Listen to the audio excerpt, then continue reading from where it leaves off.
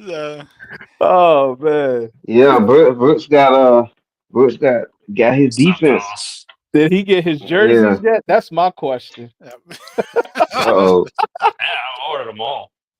That's what I'm Ordered them talking all. Uh-oh. about, man. Hey, we might see each other in the NFC Championship game, Brooks. so They well, could have just. Please, They could have well, stopped. They could have stopped the draft please, anyway. please say let me Mike. tell you something. They better, because if everything falls apart, they just gave next year's first round draft pick to trade up. So they better hope they do well and that don't turn into a good draft pick, like the Saints did in the Olave trade, and then everything went to Ooh, crap and gave Philadelphia Jalen Carter. So yeah, yeah. Well, thank you. so things. Hey, more power to them getting it, but they better hope they don't have the injury bug or just something that. Hey, and Brooks, I'll bring this to you. Well, we'll talk about more of this on the draft. Is there any word at how they're going to man the center spot? Because they didn't draft a center, did they? The Falcons. They didn't draft a single offensive player. Yeah, they So, went heavy defense. I mean, they signaled that before the draft for some reason. I don't know why they would just signal that they were only looking at defense, but they did. So yeah, All because right, well, because when I was breaking down the Chicago, I looked at all season, and I'd forgotten all about Chicago getting the center from Atlanta when they were beefing up their offensive line before the draft.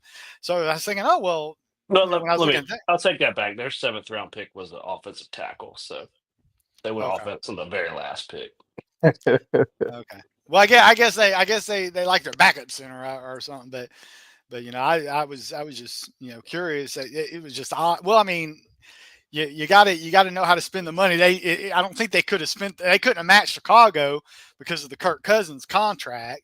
So you Yeah. got to let certain people go because that I was talking to the Chicago fan, one of our listeners, Windy City man, and he said that's the beauty of having a rookie quarterback contract.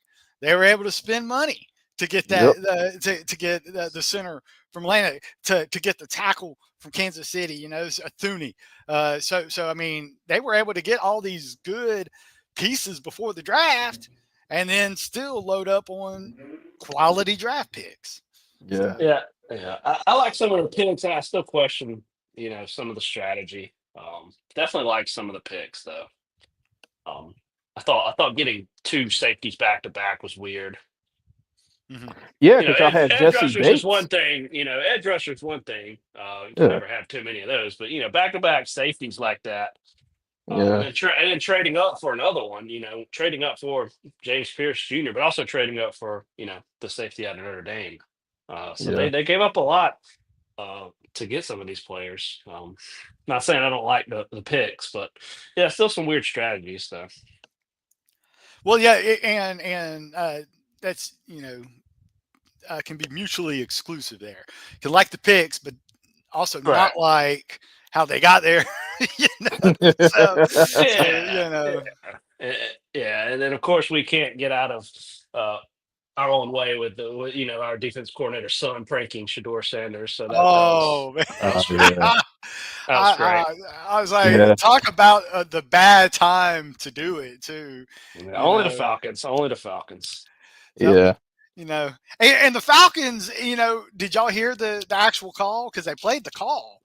He was pretending like he was part of the Saints organization. Yeah. I was like, oh my gosh. And So it's my thing is, it's one thing, and it's kids, man. They wasn't thinking. It's one thing to do that. It's another thing to videotape yourself doing it. yes, It's like, guys, and then you post it. What? oh, Yeah. like Like so, nobody's gonna say, "Hey, I know that kid. We know his dad. We already done. Case closed." Like, come on now. well, that was about as smart as that was just as smart as actually doing what he did. oh man. Exactly. So it Like, adds up.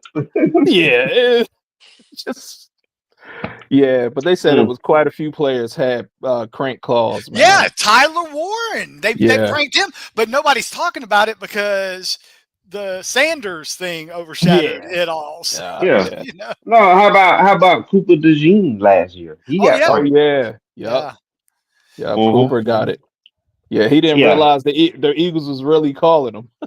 yeah, So, like after a while, yeah. like, He didn't answer the phone the yeah. first time. They said he just let it ring. Well, I Oh mean, man. it just took on a little bit of weight with a guy who's projected in the first round drop to the fifth. So Yeah.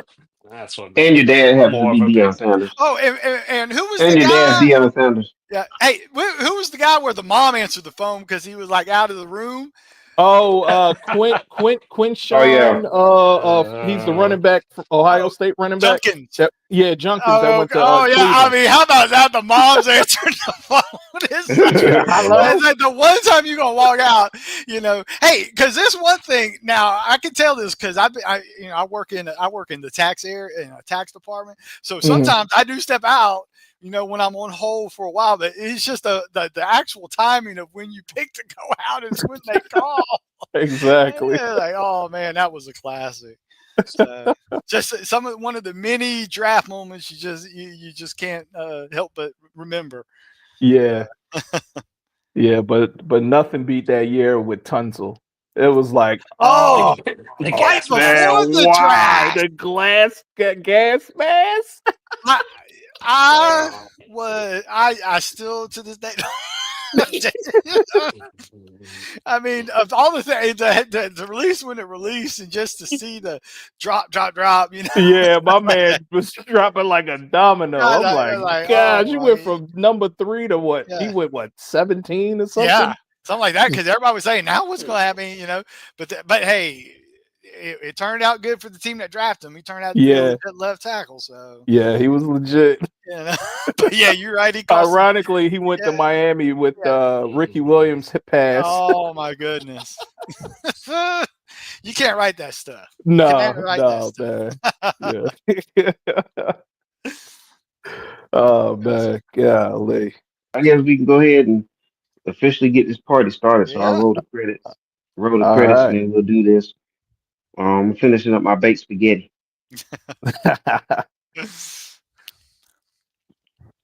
Tastes good too, by the way. Nice.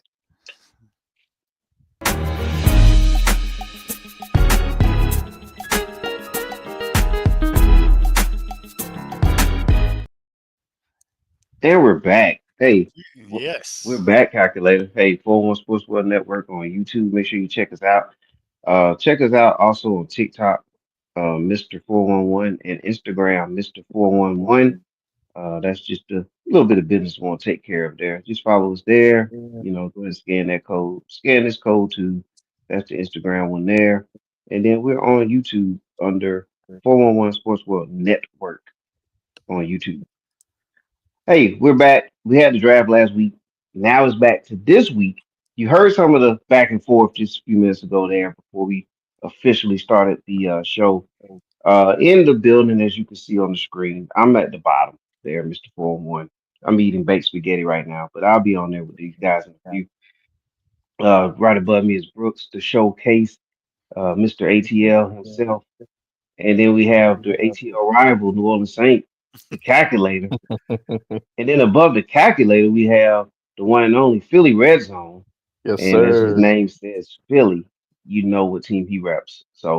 Um, so yeah, we're gonna review this draft, and the guys will go around and talk about, the teams that did well, maybe some surprises, and how each of the individual teams that they follow has done as well. And then, of course, we're going to have to talk about it.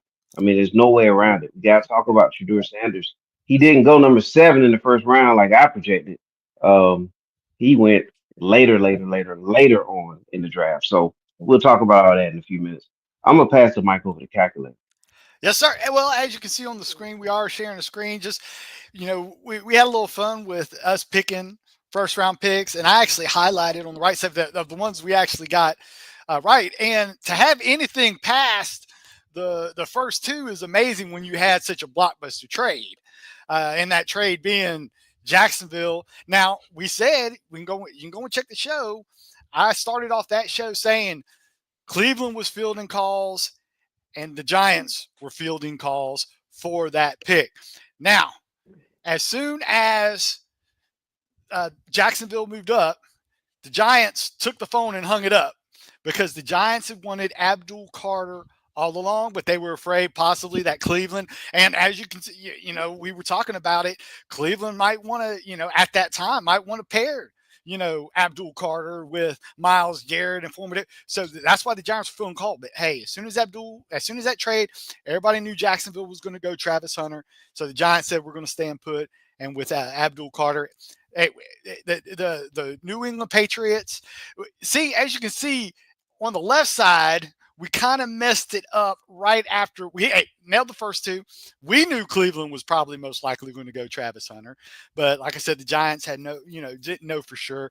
But I think the Giants, they were keeping it quiet that how much they really liked Abdul Carter is from what I'm hearing after the fact. So hey, they got that is going to be a ferocious D-line. Am I right, Philly? I mean, just you were talking about, because when you were going through that pick, you were saying they can't go D-line because they have so many good D linemen already. So that's what was going in your perfect logic. But I guess the Giants said you can't have too much of a good thing, right? That is true. And I mean, seeing him go there, I'm like, good thing we got a good offensive line.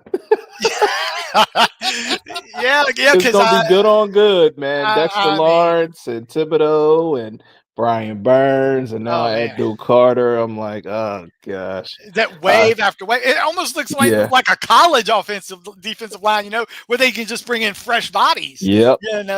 So yeah, that and I guess the Giants are from the mind camp is you really don't need to work on don't need really that good of a secondary if you can rush the passer. Pressuring quarterbacks can help a suspect secondary out. The only thing I'll say with that defensive line, if you get on the edges, can Abdul Carter hold up against the run? He did in college a little bit. Yeah. Thibodeau, we already know run defense is his weakness. He don't hold up. So that's where, if I'm an offensive coordinator, I'm trap blocking. I'm getting those guys using their momentum against them because they're trying to, get through the gaps and stop the play, especially when it's passing down. So you can use that athleticism against them. But man, that's going to be a ferocious defensive front, man, for a few years to come.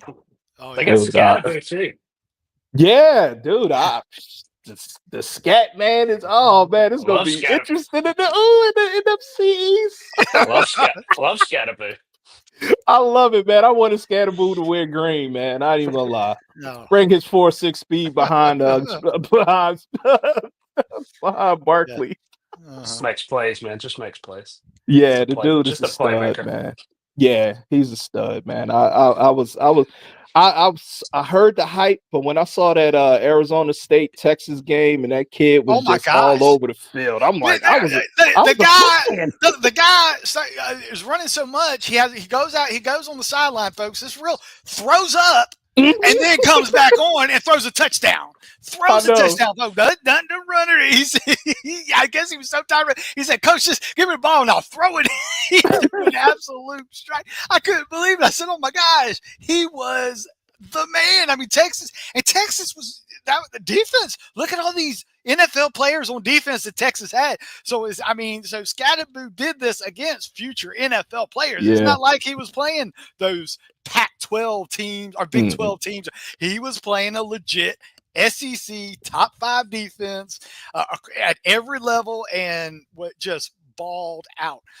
He was the real deal in that game. So it's amazing that you brought that up. Because a lot of people talk about who you play against, who you play. Well, yeah, it's not. I mean, they Texas. I mean that's they legit.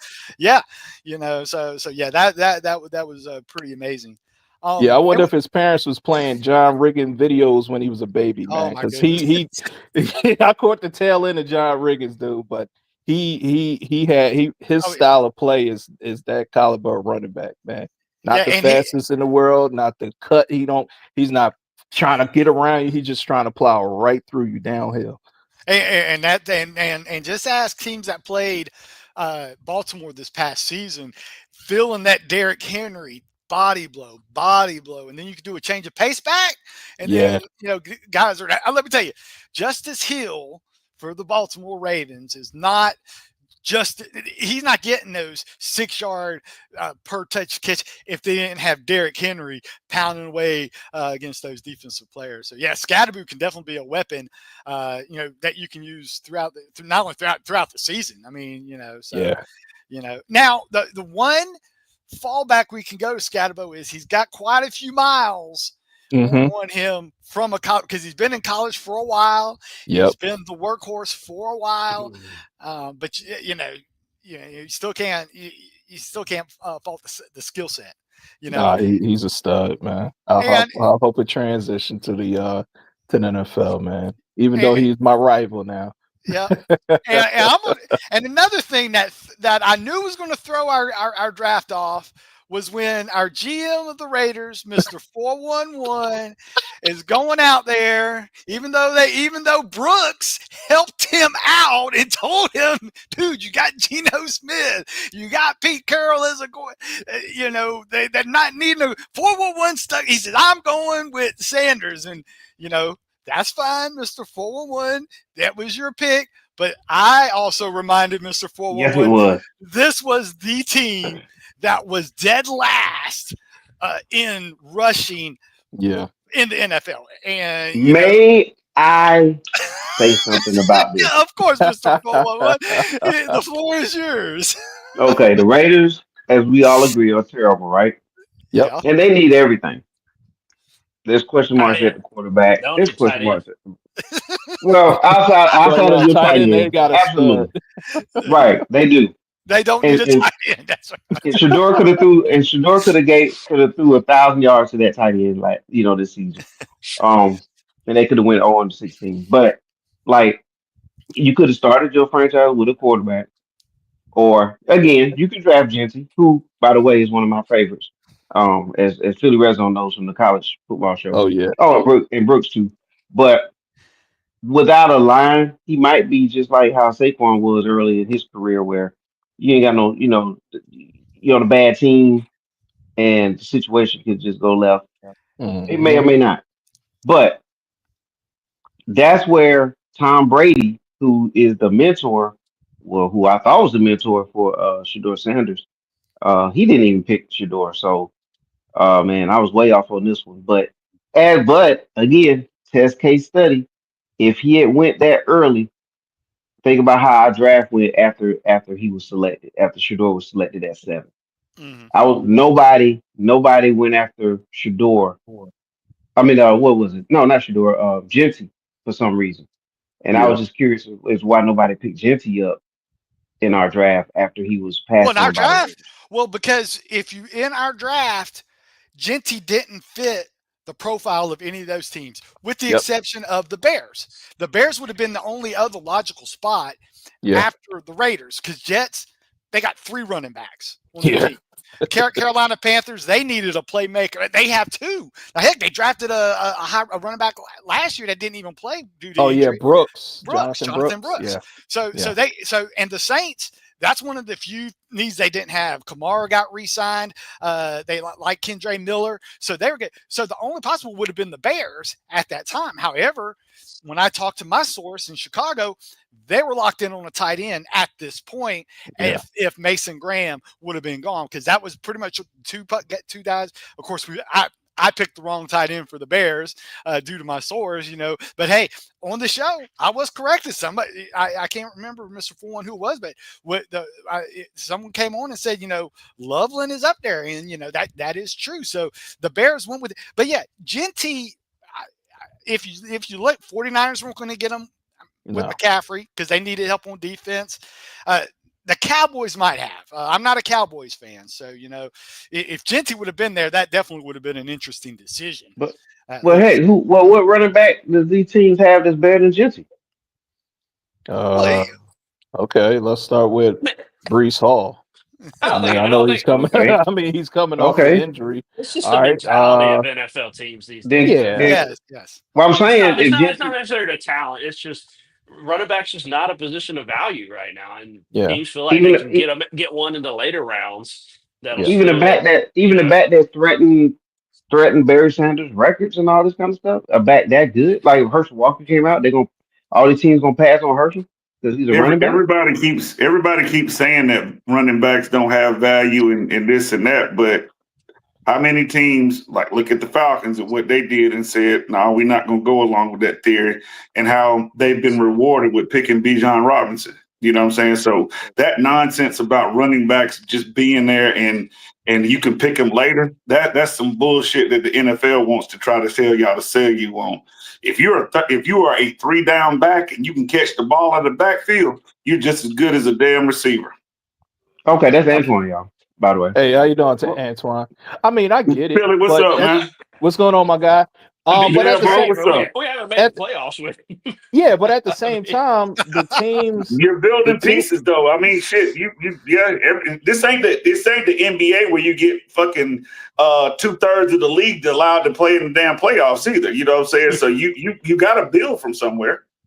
Yeah, I mean, and that's true. But if you looked at the way the draft ended up, I mean, Gentry was valued by the Raiders, getting picked at number 6. I mean, in our draft, we were going with best fit because I know we talked about Gentry in that spot, but Shador went. Then we looking at the Jets, they got Breece Hall. We looking at Carolina, they got Chuba Hubbard and Jonathan Brooks. You look at New Orleans, they still got Kamara. You look at the Bears, they just played Swift. They still got Roshan Johnson, and then the other kid that's behind him. San Francisco, they still got McCaffrey, and then Dallas. I mean, that would have been a good pick if he was there, but they would have but we nailed that pick because they went with Booker. They needed an interior offensive lineman. Yes. Zach Martin retiring. That was that's good for Dallas, but again, let's look. I mean, like I say, how the collective likes to bash running backs now, and you know what I'm saying, that is just the mindset that a lot of people like to carry. You look at a lot of teams, and the teams that have done well, the better teams have better running backs. Well, now, I'm going to push back on that just a little bit. A lot of those teams that have good running backs have good offensive lines. Yeah. Because I don't care how good of a running back you are, if you don't have an offensive line to block for them, you're not going to do anything. And I'll just bring it, being a Saints fan as a point of order is like, as soon as they're all Kamara was great those first 2 weeks. Then if you look at 3 weeks on, his points, the average, the touches on it, because they were 2 offensive linemen down, and then they got a third injury and stuff like that. Let's look at Detroit. Gibbs and Dave Montgomery are great, but they have a top 2 offensive line in the NFL. Saquon Barkley, hey, he was a great running back when he could be with the Giants, but nothing until he got to Philadelphia with that offensive line. So, that I think that's why a lot of people might not, if they say, why waste a high pick on a running back if we don't have they're going to try and build the offensive line first before they get that high price running back. And I think that's how, man, you talked about pieces. That's where it comes. And you know what? I can give you that, but I'm just telling you, as far as like smart money, whoever the best player is available, you take that guy because, and I'm an old cat. It's Mullins that passed on Michael Jordan because they had Clyde Drexler and somebody else before, and we see how that shit worked out. So you take. I'm just a believer in. You take the best available player that you have, and if you've got a good running back or somebody else, guess what? That can be trade bait for somebody else. You know what I'm saying? But I wouldn't dispatch or put away a great player or somebody that is really good, that's really high ranked, just because it's now if it's if it's a guy that grades well in whatever your team decides to do. Then that's what this draft is. The draft is like playing the damn lottery. You know what I'm saying? You go out and you take the best. You take the best of your knowledge and you do that. But guess what? Like you know, you can get high picks and do all that and miss every damn time. You know.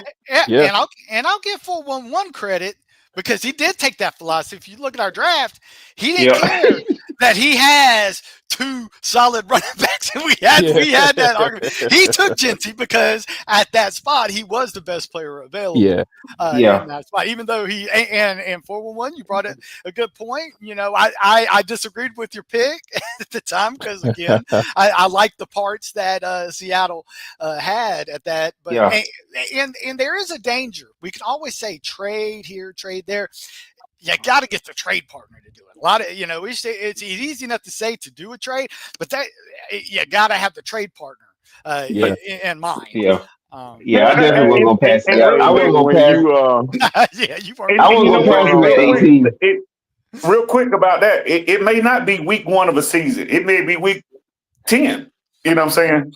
Or whenever the draft, the trade deadline is. You may have a team and you might have a guy and he goes down and you can make a move to get somebody else. You know. The thing about it though, you gotta have a line though, bro. Yeah, you gotta have that line. And then two, welcome Terry. Like Calculator said, you gotta have the trade partner, because if it's close to the trade deadline, most of the good teams, because by then you can tell where you at in your standings.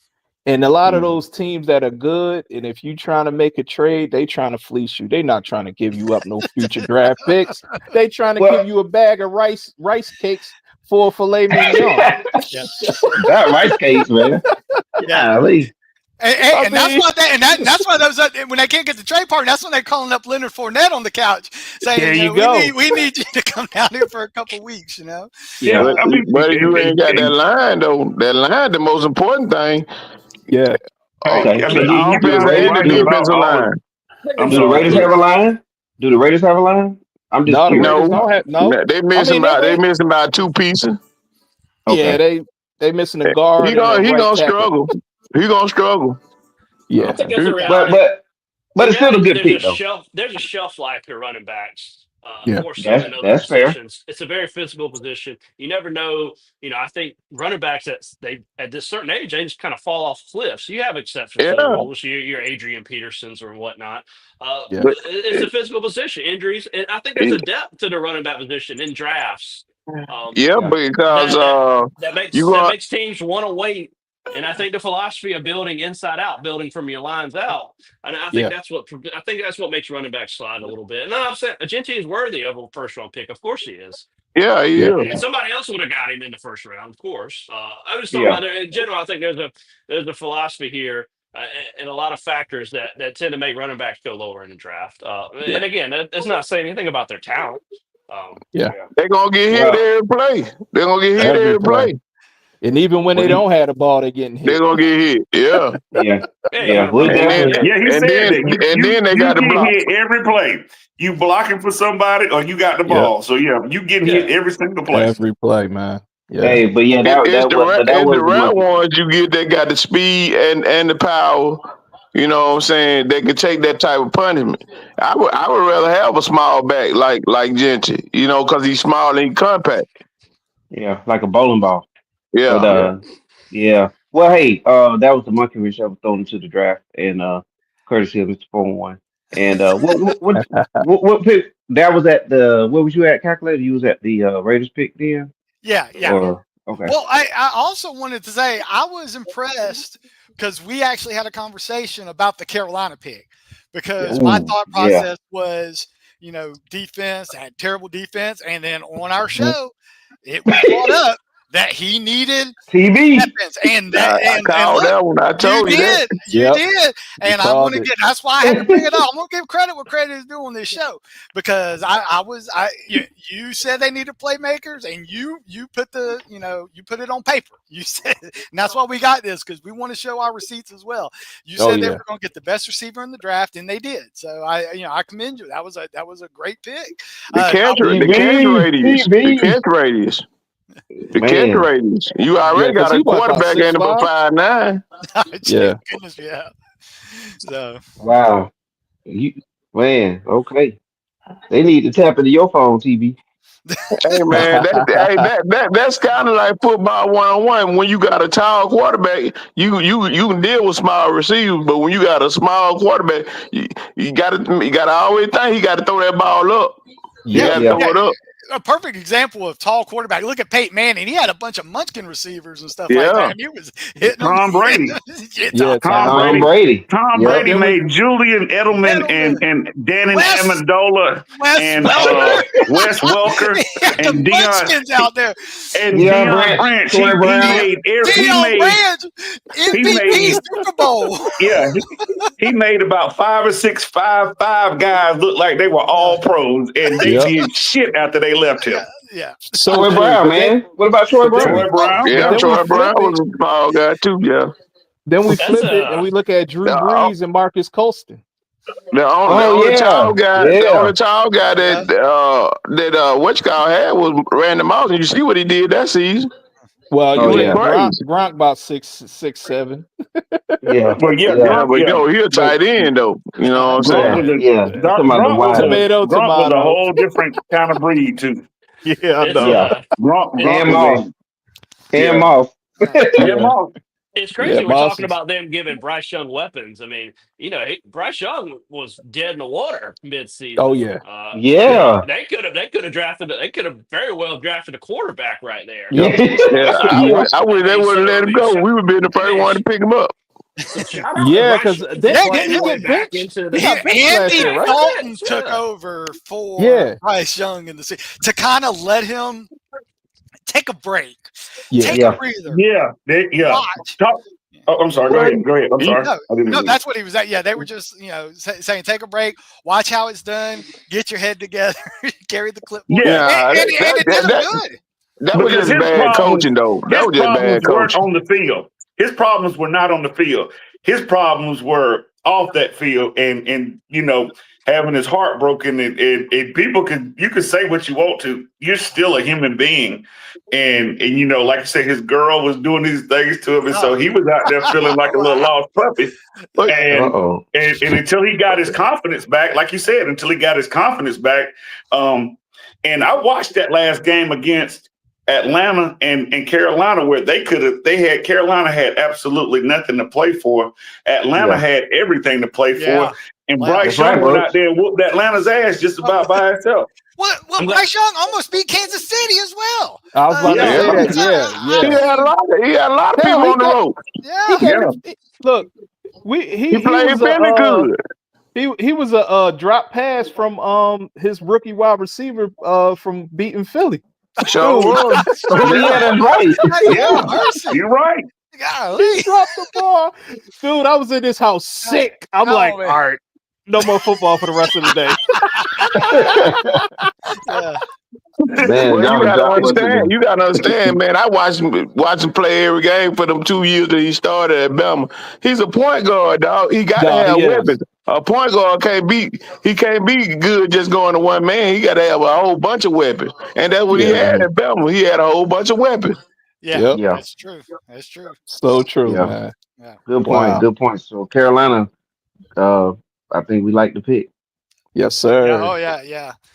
And I again with kind of 411 throwing the monkey wrench into the draft by allowing Mason Graham to speak. I couldn't pass up Mason Graham if I was the Saints GM, but I'm not. Yeah. I'm not upset because they were going either D line or O line with their first pick. O-line, yeah. And I love the Banks pick from a Saints perspective because this is Penning's last year.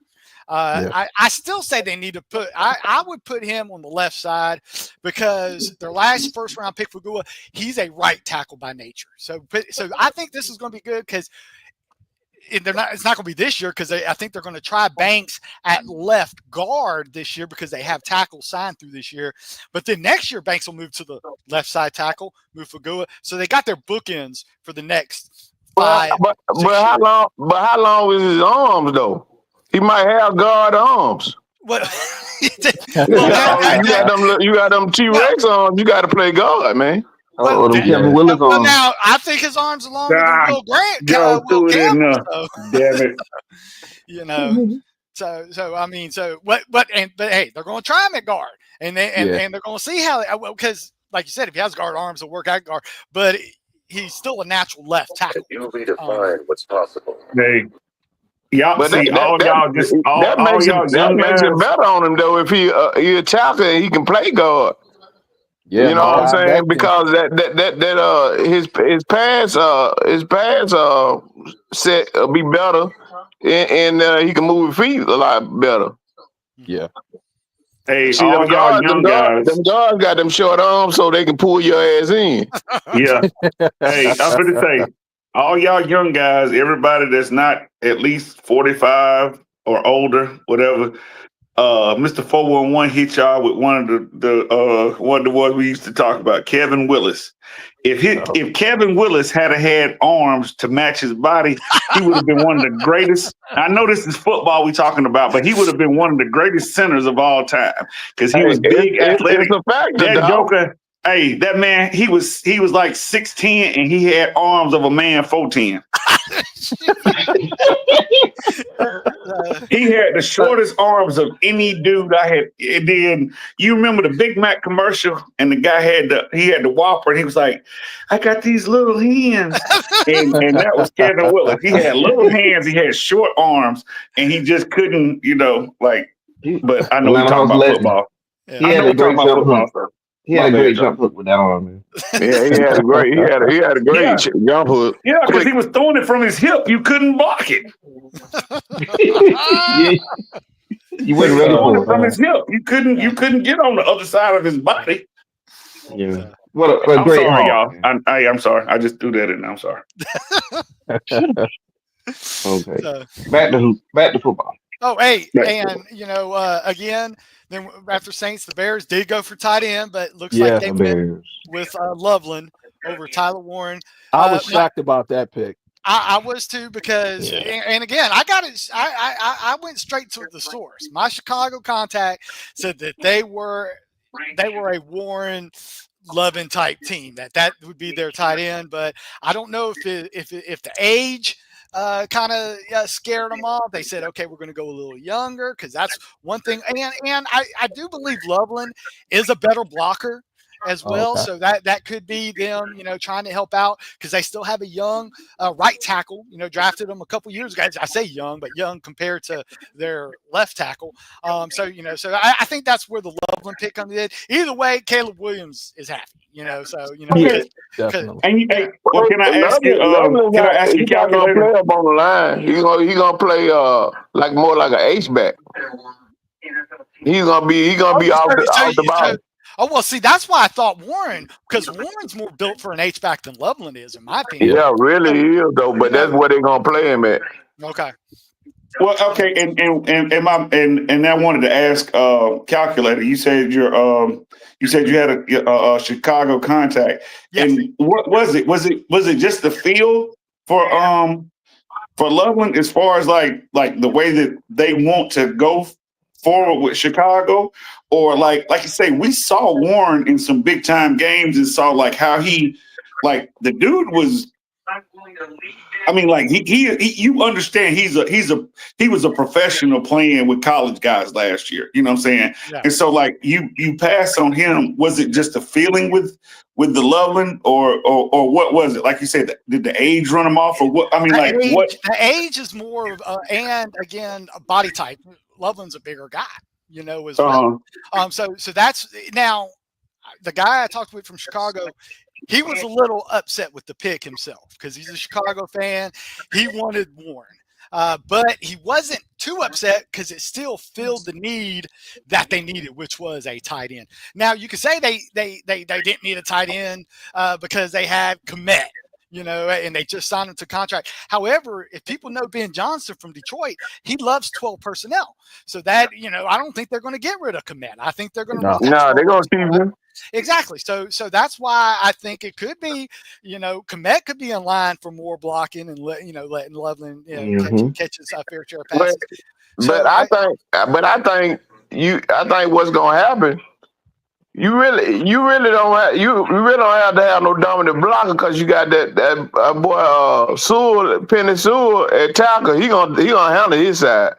Oh So no, them that's guys Detroit. are That's gonna be Detroit. That's sitting Detroit. beside it. I mean, that is Detroit. Yeah, Yeah, that's yeah, Detroit. that is. I mean, I think the odd man out is old man Mercedes Lewis. I think they're gonna Oh finally yeah, give it's him big his time for time. him, bro. It should be. Hey, It's big man. time. Mercedes But Lewis he'll be the played. blocker though. He can be the blocker though. Hey, Mercedes Lewis played back with Bart Starr, man. This joker been playing in the NFL since then. That's like, hey, Boy, He caught passes from Bart Starr and Roger Oh man. Staubach and damn Danny White oh man, and a couple for oh, real. You hey, know he what? was spanning And generations. yeah, and for He real, I evolved think he into was. that though. You know, because when Hey, he and I first think he came caught in, passes from Brett Favre for real. he was a Yeah. pass catching tight end when he first came. But you know, you ain't got that speed no more. You got to evolve into that right, pass blocking tight end, and Yeah, that's what he right. gonna be doing. and that's what he did Yeah, when he started blocking people. Remember, he gained weight so that he could do more blocking because he said, "Hey, the speed's gone.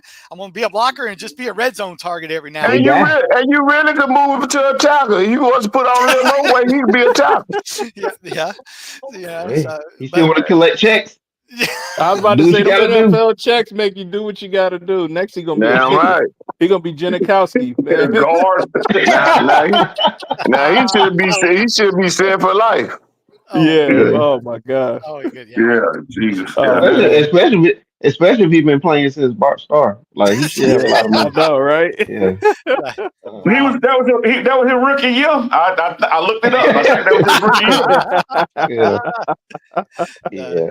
oh man, Oh man, he's never, loaded. Okay. yeah, never thought we'd spend that much time on Mercedes Lewis. I know, right? I'm sorry, guys. I just couldn't No, help hey, myself, man. hey, he was a name we mentioned in the draft show. We said, hey, We if did. we go tight end, they don't have to throw Mercedes Lewis out there. That's why the tight end Yeah. was on their draft And radar. then they can have both of them on the field, and they the inside weapons. Yeah. Yeah. I I think know. that's the reason why they letting Keenan Allen go.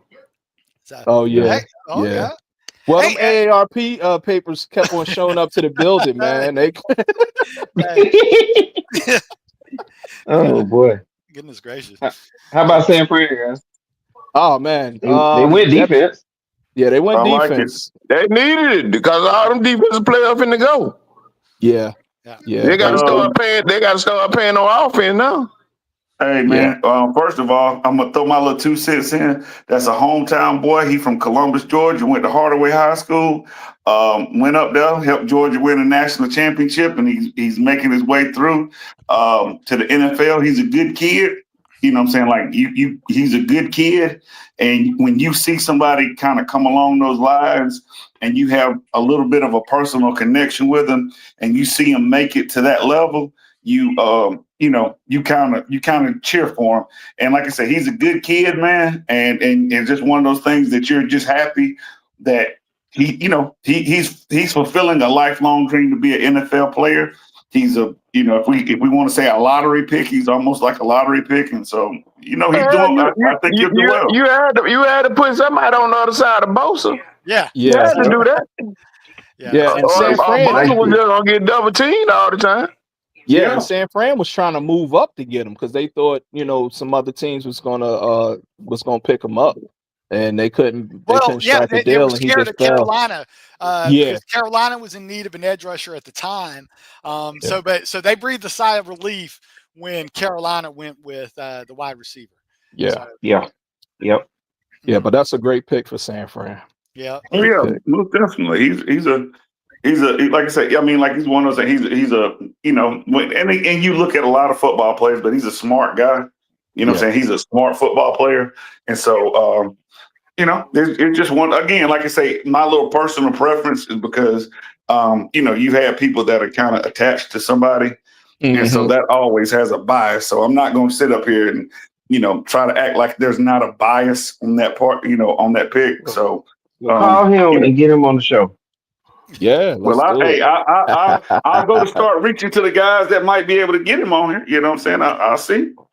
All right. Definitely. We'd love to talk to him. And so we are Good pick though. Yeah, great pick. Yeah. And our show, we nailed the Tyler Booker pick. So that was we talked about briefly earlier. Was that TB again? Yeah, so I mean, That they was the needed. only pick for me. I know them other two guys was going. Yep. I didn't think the Raiders were gonna take Genty. I really thought Uh, Chicago was gonna get it okay. So, because Swift getting a little long in the tooth. uh, but word is Rashawn Johnson, that coaching staff loves him. There is a concern with his history of Durability. concussions. So, Yeah, um, yeah, yeah. so that is a That's worry. true. So we'll see Chicago shoring that up. I'm pretty sure in the future, and Miami. I was surprised. I mean, I think they might have went. If Banks was there, that was going to be their pick because they need a tackle to replace the Armstead retirement. But since their O tackles that they really wanted were gone, and the other one that they liked was still battling injury, Josh Simmons, because that was the other guy on their board, they just didn't want to spend a high pick on a guy that was recovering from injury. So they just went with what they thought was the safe pick in Kenneth Grant. Inside interior deep, they needed help on the inside. That was for them a need and best player available at the same time. I Yeah. mean, you like him better than Walter Nolan? Me personally, well, yeah. I do from a pressure standpoint. Watching okay. Norland, in my opinion, is I watch. Of course, we all watch a lot of SEC football on this that are on this podcast. And Walter, he was almost like a space eater in opinion. Okay. But Kenneth Grant, he can really pressure the quarterback. He was phenomenal in that Ohio State game. He constantly. It reminded me of Hutchinson back in the day. His last year, always in the backfield. Well, you got to think about it now. They already had Graham in there, so hell, there were two tornadoes in there. Well, that's what I'm saying, and you could, and Grant probably did get a lot of double team. Yeah. So that sure helped him out. So but Miami just needed athletes. And I really do think Kenneth Grant is more athletic than. But hey, don't get me wrong. I love Walter, Nolan. Big D tackle. He Brooks. I'm sure you saw him in the Georgia game. Just clogging the line. But I think Miami just wanted more athletic presence. But you know what? When Shador started slipping, Miami should have got Shador in the second round because you don't know what you're gonna have with Tua. And what you're gonna have with Tua. He's gonna hit the ground, hit his head, and he's gonna be out for 4 games and talk about retirement. Thanks somebody else for saying that. They just outlawed that helmet that he wearing, so he can't wear the helmet no more. Yeah. Hey, oh man. Well, hey, TB. Thanks somebody else for saying that because I have been behind the things hollering about Miami needing a quarterback and that Tua, as much as you like him, he is not. Yes, he is too susceptible to getting hurt, and for him to be a reliable. If you're, I mean, guy got 2 years left. He got 2 years left. Hey, they did draft viewers now. Thank you, Brooks. That was my next question. Oh, you went from injury prone to injury prone? But do y'all? Quarterback. If you have a chance? He's not a big guy. He's a little guy. One can play half the season, the other one can play the other half. you might be on your third quarterback. Hey, they shooting dice before the game. You gonna start? No, I'm gonna start. You gonna start? Hey, whoever gets the number gonna get the start next week. You right, because both of them are. But again, and I know we're not talking about him right now and everything, but like, Shador was not injury prone. You know what I'm saying? Like he hasn't had that injury anytime on whatever level he was at that took him out of the game. He accurate like Tua. He accurate like Tua now. He accurate. I'm just saying, like, with those the weapons, durability. Even on a bad team where he got sacked a lot, he still played every game. And so it's like, again, but that's not what we're talking about right now. So I'll get off of that. But in Miami does have the weapons too as long as somebody can just get it out quick and hit Yeah. people, that would have been a good fit. It would have been a good fit, especially with the surrounding cast. You know what I'm saying, with Hill and all Yeah. those fast players and the fast running backs and all And that. then he just like Tua, he throw with anticipation. That's Yeah, all. Tua don't have no strong arm. He just throw with great anticipation. yeah. There you go. Well, we'll see what happens Yep. in the MIA. So, So we and had what, the we're at the Colts? Colts, and basically we just flip Tight flopped. end. We Yeah. knew the Colts was going to get either Loveland or Warren. So Yep. whoever Chicago picked, the Colts picked the other guy. So they Yeah. got Warren, an older guy. He's going to help Anthony Richardson out. Hopefully, Right. big body, in the middle of the field. The new Dallas Clark. Yep. So And Oh, Yeah. and you know what? Nobody's talking about that, but like you think about that, how much, like you say, how much he's going to help Anthony Richardson out now, because he is a man. Again, one thing about football and like how y'all talked about, I think y'all were talking about Scatterboo a little bit before I got on here, man. There's a difference with the between Giants. guys that play football and football players. I'm just telling you, there's a difference between those two guys. And Warren is a football player. You know what I'm saying? Where he gonna impact the most is he gonna have to stop looking deep all the time and put Warren in the middle of the field. That's gonna help him out. Yeah. You can't just tremendously. throw deep all the time. He didn't have nobody to throw across the middle to either, B. Yeah, because Ali Cox is, that's like throwing the ball to me. Philly, me, you, 411 TV, calculator, damn Brooks. I mean, the man is a basketball player. He's not a football player. He's a basketball player, dog. Yeah. And Tyler, what he knows how to do, Tyler Warren knows how to get open. Oh, he knows, Yeah. and he's a weapon, Yeah. man. He is a weapon. Yeah. I mean, you can put him in the That's backfield. That's his intricacy. That's his trait right there, getting open. Yeah. Yeah. And I'm sure down on and he's linebacker. physical. He's not afraid of the contact. He is a physical guy. I mean, again, like I watched him probably twice, and he's one of those guys who like shit. Like I say, if you pick football players, he is a guy Man, you want on your team. that guy could have went to anybody in the top 32 picks. He could have went anywhere it fit.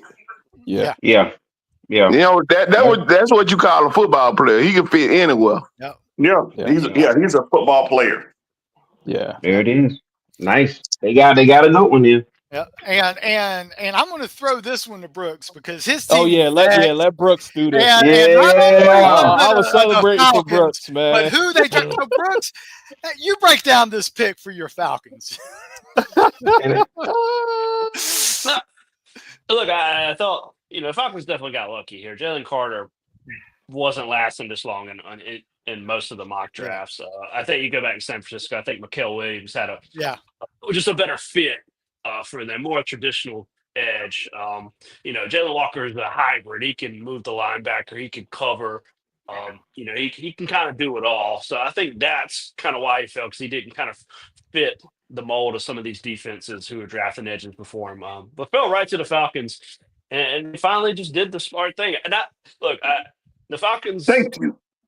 I'll say this: the Falcons have always had a pass rush need, and it seems like for a lot of the drafts, like the value isn't there at edge where they're drafting. I'll give them that, and they have to turn to best player available, Bijan, Kyle Pitts, those type of players, and that's been their philosophy. And it felt, this was a draft that was heavy in edges, and they used it to their advantage. They traded back up and got another edge who they valued, and I think that's smart. They recognized the kind of draft it was. It was very heavy in edge talent, and they took advantage of that. So you got to give them credit for that. Give them credit for drafting Jalen Walker. I think it was a pretty easy pick for them, even though I was just. Me and my buddies, it can't happen, right? It's not going to happen, right? But it did. Hey, Brooks, I'm going to tell you what hurt y'all franchise when Vic Beasley burned out so quick. Vic Beasley disappointed y'all. He had that great 1 year, and he burned out. Hey, man. Hey, what did I said earlier? This is and like then Ted McKinley didn't pan out. Had one great year. Yeah. Yeah, I mean we haven't Jamal had a consistent. Anderson. Yeah, we haven't had a Jamal consistent Anderson pass rusher Hey since man, look Johnny at on we. the Manziel. Hey, defensive first of line. all, y'all gonna quit. Y'all gonna quit talking about every bad Atlanta draft pick. We can find all y'all teams and pick some of y'all badass draft picks Andre out Bruce. too. So Oh, we'll I'm leave about that to say alone. Bruce. Big Hey, one, Bruce. big I one, was like, no man, you going bad, back to the big one, 80s Hey no for man, the bad draft pick. 411. hey man, Yeah, Birdie. hey Brooks ain't the only Falcons fan out there. I'm a Falcons fan too. So y'all not. Andre, What y'all not finna do is keep talking about Atlanta like that. I'm just finna tell y'all that. That's what y'all not We finna just keep going It for doing. the is archives. what it is. I know, I wasn't going to say it, but Y'all, hey, these jokers started talking about Jamal Henderson and hey, man, wait a minute. Y'all got a My, history with my my boy. kids weren't even born before Jamal Anderson was playing for the damn Falcons, and I got a 26-year-old. So oh my goodness. I mean, no, the that thing D is, lineman from Arkansas. His name was Uh, Jamal Anderson, wasn't yeah. yeah, Yeah. I think the point with the Falcons is they's always trying to patch up That the was edge him, wasn't rusher. it? They can't. Ain't that what Jamal Adams was from, Arkansas? he? Yeah, the D lineman. Yeah. Yeah. It, it's just they never felt like you really felt like they addressed it in the draft. I think you always Yeah. felt like they kind of half-assed it and tried to make it work with either a bunch of mediocre talent, or a one-year signing like they did last year with Judon. Um, so I think they've. And the Falcons, I was glad to see them finally just address it in the draft. Trade up, get two edges, two high quality edges, and let's build from there. I think that was the point. Yeah. And Okay. you got to give him credit for that. and I want to throw something in there quick because I was talking to another guy that works for me that was the same way, and the fact that you moved up, and the thing about Pierce, and I know we're getting down kind of in the thing, but like he was rated a lot higher than he was, getting at 26. So he was, I mean, like coming out, I think a lot of teams had him, kind of high as far as He like kind where of he fell was off at supposed the to end get of the year, drafted. though. He And kind of fell Yeah. off at the end of the year. yeah, His I mean, but production went shit, where it was the year before. yeah, I mean, but you got to hell. Tennessee fell off. We even talk about that. That's a whole. There's a whole team fell off. Shit, you know what I'm saying? But I but do have but a question again, though when y'all get done. with but again with Atlanta, when you move up and you get a talent, you know what I'm saying, whether it is this or that, but you get a talent that was probably a top 15, 10 or 15 pick, and then you think now that you're gonna get better in the next year, and you give up that pick, and you're looking probably later in the 20s if you do better, then that was a good trade. You know what I'm saying? Like you traded, you got a better pick this year than you're probably gonna have next year. Yeah. Yeah, Depending on I how it think falls. you look at both these guys, and they're very like versatile hybrid type guys, and I think that speaks to what this defensive coordinator Aldridge is trying to do. He's trying to throw multiple looks at you, move these guys around. So I think they fit what he's trying to do. And Yeah. I I think mean, oh, go ahead, man. I'm sorry. Atlanta's just telling you that Atlanta thinks they're close. They think But they got you, their quarterback, and I think offensively they're pretty complete on the offensive side of the ball. but Yeah. now you got to And, remember and who real he quick, had. You got to remember who he had for the last 9 years. He had Aaron Donald. So that was really his engine that made those ends in Los Angeles go. So really, Right. you still got to get somebody in the middle that push that pocket. Yeah, and and then you that's look why at it. that's why I questioned the redundancy at safety Go ahead. drafting I'm two sorry. safeties back to back. Not really getting somebody to fill that void as Grady Jarrett had to let the He's injury list. long So in that he's so long in the yeah, tooth. yeah, trading back up and getting that safety and then Yeah, drafting but another he's safety. I good though, man. questioned that, Yeah, he good, Yeah. but he getting old though. but Yeah. This so ain't. yeah, I Yeah, thought but this ain't. they Oh, needed I'm some sorry. Go interior ahead. Go ahead. Go talent. ahead. I was going to say they needed some interior defensive linemen, and that's the one area they didn't address, along with You're right. You're right tackles and about that. center as well. So, um, I we'll agree see. with you on that. You're right. They like you say, if you let Jared go, you do like in your later picks, you need to go ahead and get somebody. But again, I think sometimes when you have, and I know y'all, everybody was saying about draft partners. That's one thing about the NFL. I think everybody always has something, as far as a tradable part, or at least something that you can use. Um, And so you're kind of heavy at safety, especially when you got Bates, and then you draft a couple of guys. It's like And then another thing too. you don't want to pay. You don't want to pay somebody, and then it's like that's another thing. They don't like to pay people, but then another thing too. That I think they really wanted that boy who went to Pittsburgh from Oregon. The one whose mama died.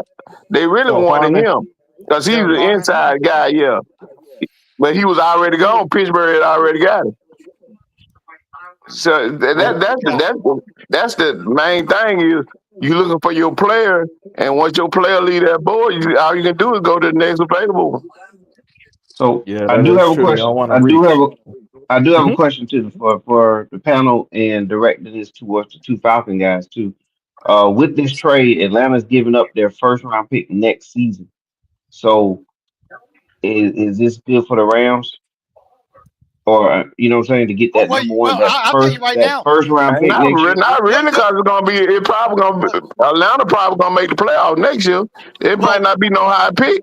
Well, no, this is what's going to happen. I'm telling you right now. The reason the Rams did this trade, well, first of all, Jackson Dart was off the board, so their quarterback. Yeah. So they scratched the quarterback plan. They're looking at next year's quarterback. So what do you do now? Now you have 2 first-round draft picks to trade up to get Mhm. a higher first-round draft pick, to Oh, get a Yeah, Arch Manning, to get the guy out of LSU, to get the South Carolina. Next year is supposed to be an Aller out of Penn State. They have 5, Carson but they're Beck. projecting 5 if Arch Manning comes out, because Arch Manning still, I mean, he might not come he out. He ain't don't have. coming yeah. out. So He yeah, ain't coming out. but I'm just saying, he's eligible to. So Yeah. so Yeah, he goes. You're right. yeah. Yeah. So hold so on, he Then might come then out New then Orleans if New they'll Orleans. be throwing that same Hey, old tag on him, just like they did the other guys talking about the starts. You know so what I'm hey, saying? And that's a hey, big thing now. Who got the Yeah, If but New start? Orleans, if Arch New Manning is Orleans, gonna make if Arch New Manning Orleans is is gonna number make way one, more money in college than he is his first couple years in the well, NFL. if New Orleans is number one in number one pick, maybe he does come out. That's the reason why he might not come out here. Want to go through what his granddaddy went through. well, yeah, hold on now. Yeah, but he's going to have a lot better offensive line than his granddaddy had when he come out. Yeah, So you're that's right a big, about that. because New Orleans back in the arts, and that was obviously before my time, but well, it wasn't Moons before my ago. time. I was very, very young. But yeah, I mean, he won the historically worst offensive lines in the history of the NFL. Yeah. When he came out. So but But you know what? He got Archie's scrambling ability. He got his wheels. See, Peyton and Eli didn't have no wheels. yeah, that's true. Mm-mm. So No, they had blocks. Okay, yeah, Well, I mean, as they had far blocks like you for say, wheels. as far as you want to throw in with the like I say for the Falcons pick again, I think like you say, and it kind of goes back. One thing I wanted to throw in with the AFC East. As far as Hmm. like with Miami, like it's a wide open division. The NFC Yeah, South is a wide open division, so like it's true. there for the taking. Whoever wants to take Hmm. it, you have to go and take it. And so like you say, to make a move, to be able to put yourself in a position to take it and to Yeah, go ahead and make that move, then that's something that you have to do. You know what I'm saying? You put makes yourself sense. and make that move. Yeah. Yeah. Atlanta So should be the that's what favorite to I'm win thinking. this division, right? They should be the favorite this year, right? Yeah, they should. The They was the Falcons, favorite I think last year. they should. And they got. Let's not forget they signed Leonard Floyd as a veteran edge to kind of mentor these guys too. I think Yeah. that's going to work out real well for them too. So another Yes, Georgia sir. guy. So That South division is kind of like the East. Hey, don't nobody too much repeat as champions. You know what Until I'm this saying? year. Every year you got somebody different winning it. Hey, Yeah, Yeah. so Brooks, it should. Well, you can just look Brooks. at the quarterback roster in the NFC South. You can know it's going to be a crapshoot. There's just not a proven quarterback unless you, A nine to we all have our 18, thoughts about about a Baker 9 to Mayfield, 18 gonna win it. 9 to 8, 10 to 7. depending on how you feel about Baker Mayfield. But still, I mean, Well, Yeah. hey, you look at that what? quarterback roster. I mean, it's just there's no proven guy there yet. Baker Yeah, Mayfield's that's had his true. moments, but so I mean, yeah, it's wide open. Yeah, Yeah, it it can Hey, go is. either Brooks. direction. I know, and I wanted to ask you because I remember, like, who was it that the Falcons signed last year? He got hurt during training camp at receiver, and like he never played. He didn't play the whole year. You talking that about we got. they drafted an edge last year from UCLA who got hurt, so he's also No, coming back. the receiver though. Who was the receiver that we signed like a free agent receiver, and I can't remember who it was, but he got hurt during like training camp, and then that's kind of how Mooney, Darnell Mooney moved up, Right. But it was somebody that like Atlanta had went to sign like another piece that they're going to get back this year, and I guess I just have to go back and look at it, but. Offensively, Atlanta is going to be as good as anybody in the NFL. And I'm stepping out on the edge to say that, but offensively, I think they're going to be as good as anybody. I'm stepping out there. So, okay, that's fine. Hey, I'll take it. But they're very I complete. think, I think because of the pieces, they're gonna be competitive. They're gonna be competitive. Yeah, I do. Yeah, I think they. It's all gonna come down to Penix, man. If Penix in his second year / rookie season, because he'll have a full season to go through training camp to be the guy, work with the receivers, working with the tight ends, working with the running backs, understanding, the checks at the line, it's gonna come down to him. If he can have that Jaden Daniels type season for Atlanta, I'm not saying he's gonna go to the NFC Championship game. We don't know. But if he can just show, because he showed flashes last year when he played that he has ability. He can he can throw in anticipation. He could take a shot. He knows situations and how to handle them. Atlanta will be there, and they'll be fighting with the Buccaneers for the division like they did last year. It's going to be interesting. A lot of those guys that took off that first year. I don't think Jaden Daniels gonna have a good year as everybody think, because they're gonna have a year of film on his ass. Yeah. Hey, Philly. Yes, sir. What was that about that guy that y'all had coming out of Alabama and Oklahoma, where everybody kind of didn't think that he, they kind of underestimated him, and he didn't have all the tools. Mm-hmm. He kind of did this well, and he kind of didn't do this well, and he was kind of a question mark.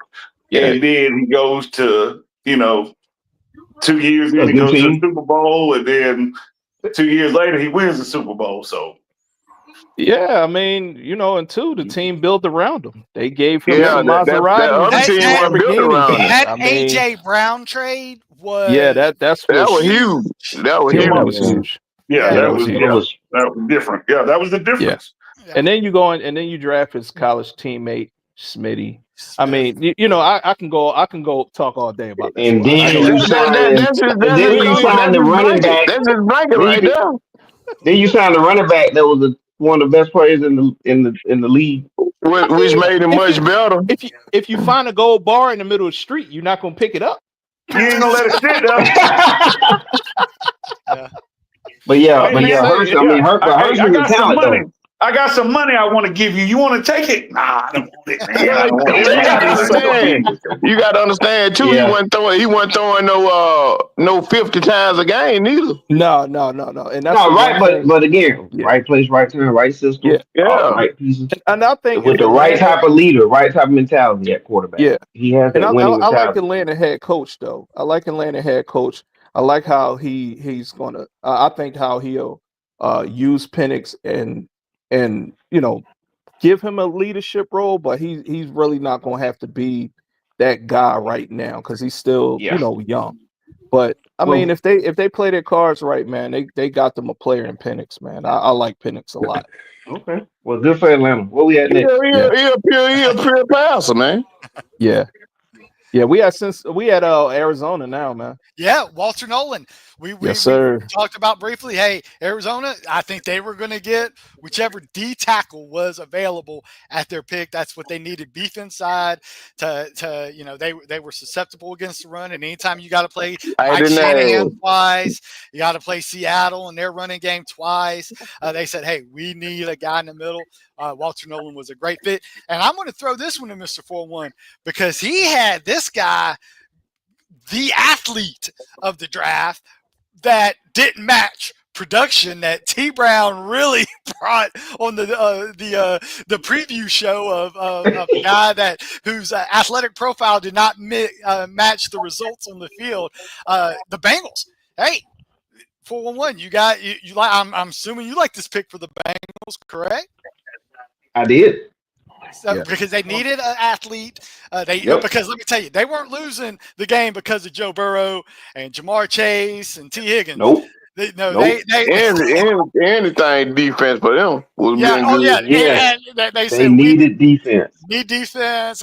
They let one of their other edge rushers go in the offseason to save some cap space. And they're bringing back their disgruntled main guy. Oh yeah, Henderson. Henderson. So we'll see Hey, how. what you all trying to get out there too? The middle linebacker Braggs. Okay.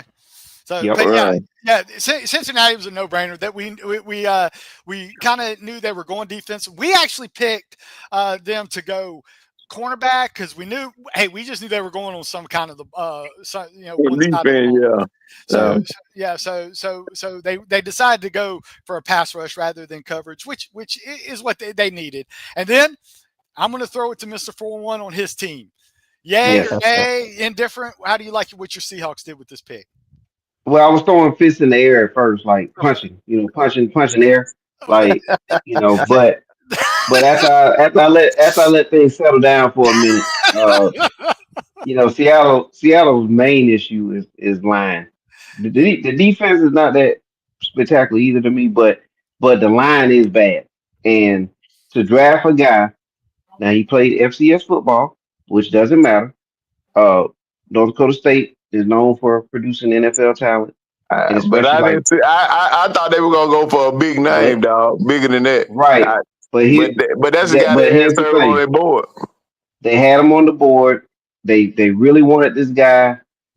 From everything I'm hearing, they were ecstatic that he was there for them, and he plays all 5 positions on the line. So versatility is the key on this one. So that's the one thing that saved me. That makes me feel a little better about this pick is that he can play multiple positions. You see, you got the G and the C.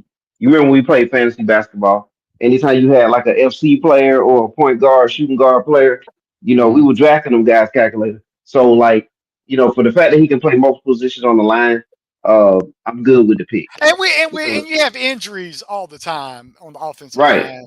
So to get a guy that can play multiple positions is definitely was what made that pick was a good. Well, like I said, the initial reactions aren't good, but then you start reading into it, and that kind of that brings us to the next pick on the Buccaneers. Brooks on the show. He was trying to draft Ibuka with everything he was going. He kept talking him out of it, right? The one team that we did not think that was going to draft him, much less a wide receiver, is the Tampa Bay Buccaneers. The guy. They got so many weapons, though, bro. Already, right? Exactly. They needed a linebacker. They, in my opinion, on just somebody, because Levante David's not going to play forever. He's getting up there in age, and he's about 12 years in, eh? Exactly. So he's not running like he used to, but they said they're looking for Mike Evans' replacement in the future. Ibuka doesn't play that position. He doesn't play the extra. That's more a Chris Godwin position. Yeah, exactly. And a McMillan position, the guy that they drafted last year. So now they got 3 slot receivers. So I didn't understand the pick. I can understand. They're talking about eventually. The scout report on Ibuka is he could be a 1. He could be a 1, but he's an elite 2. Yeah. Well, think about it. He was played with Marvin Harrison Jr. He never had a chance to really be a 1, really. Yeah, so that's why the jury's still out. Can he be 1? But hey, he doesn't have to be a 1 in this position right now. So I guess they'll let him settle in and stuff like that. But I would think we all talked about the NFC South being ripe for the taking. I don't understand a long-term pick when you need short-term results. for the Buccaneers, which they needed on the defensive side of the ball. But as a Saints fan, again, I commend them for their pick. So good job. The Broncos. This is another curveball because if you see, we thought either, I think that this was Brooks's pick again. He went, hey, if there was a Georgia player still on the board and it was Brooks. Is Brooks here? No, I think he dropped off. I would love to say, hey, he got the defensive side right. However, they went with a cornerback. Which was, hey, they made a good position elite. So who did they get? Jahad Barron. Jahad Barron. Oh yeah, right. And they got Surtain on the other side. Yeah, and they got that white kid from Iowa. Yeah, he's good. So they like I said, they already had but look at that. Look, they really didn't have the huge need because they got their quarterback last year. He's improving. So they said, hey, we're a strong secondary. We're going to make it one of the best secondaries. But Barron also can play safety too now. That is true.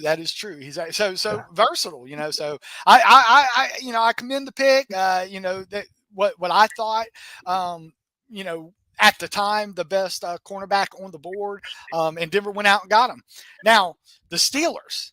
A lot of people were saying, Sanders. Steelers need, a quarterback. Yes, they were actually giving at minus 140 at real time bets at this time that they were going to take,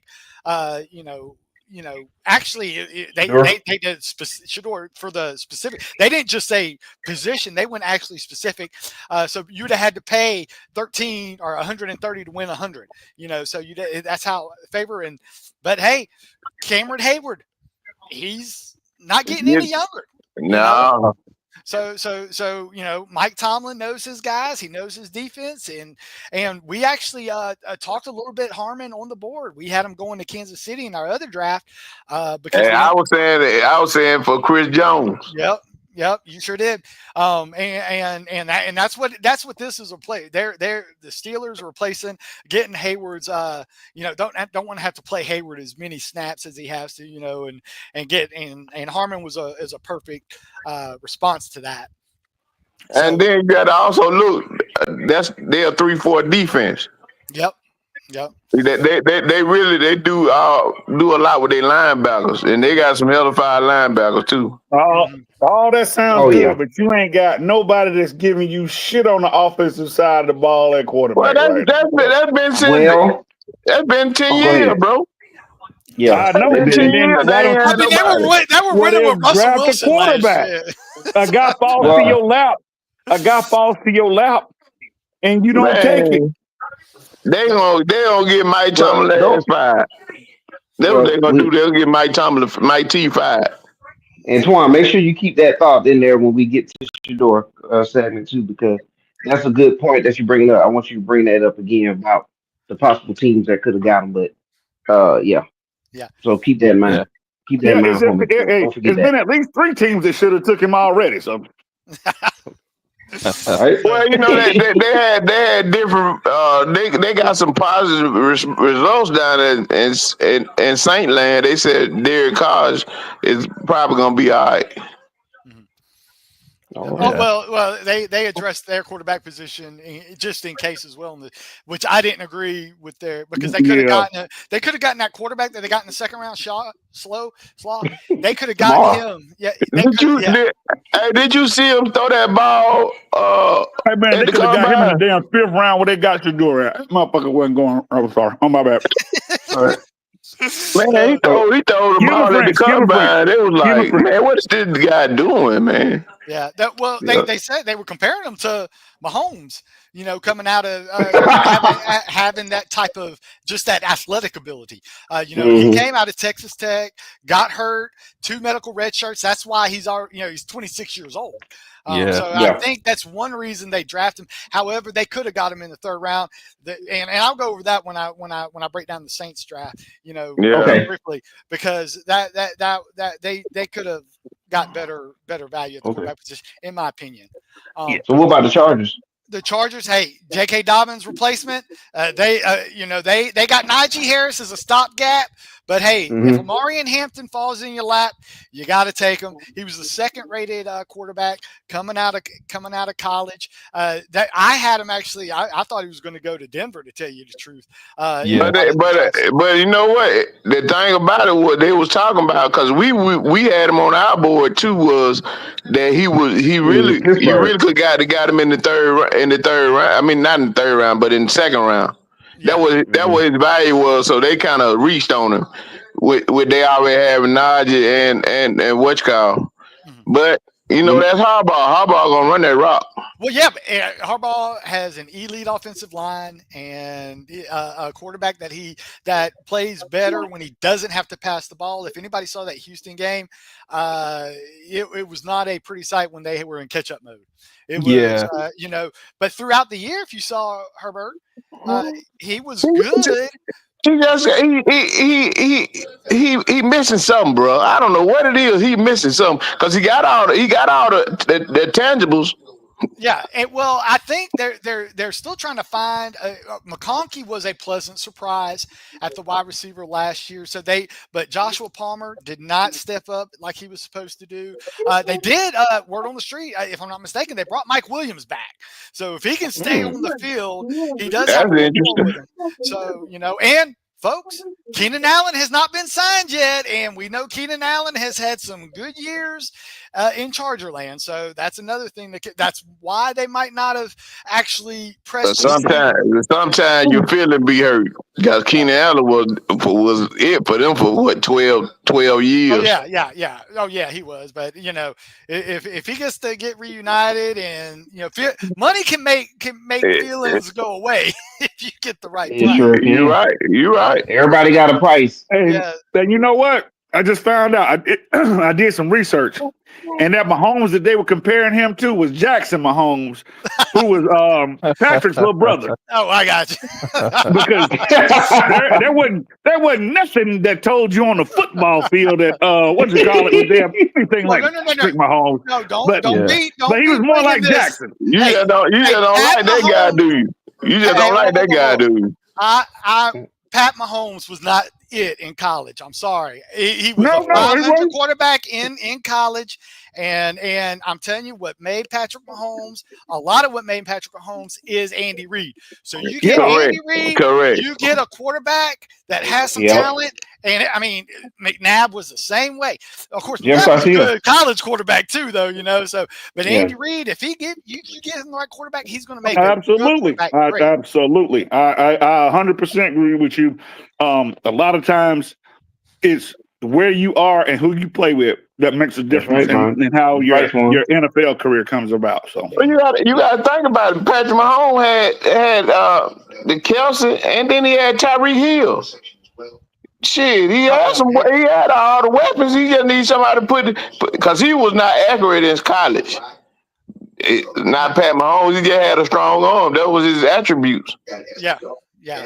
And also, like I said, and Andy Reid, he because he came from the Mahomes came from that run and gun, and we know Mahomes wasn't that great in college if you think about it, because all these other quarterbacks were drafted ahead of him based on film, based on analytics and stuff like that. But then, like we said, right person went to the right place, and he didn't even have to play. I mean, heck, Andy Reid didn't he sit a year? Behind Alex Smith, Alex Smith was a very capable quarterback under Andy Reid. Was actually, hadn't got hurt. He might have been able to, do something in the playoffs and stuff like that. But yeah, hey, it is what it is. I love and I think Mahomes is kind of if Mahomes has a clean pocket. And Andy Reid is a guy that can scheme. He can do his thing. But Philadelphia showed a weakness just like Tampa Bay did when they beat.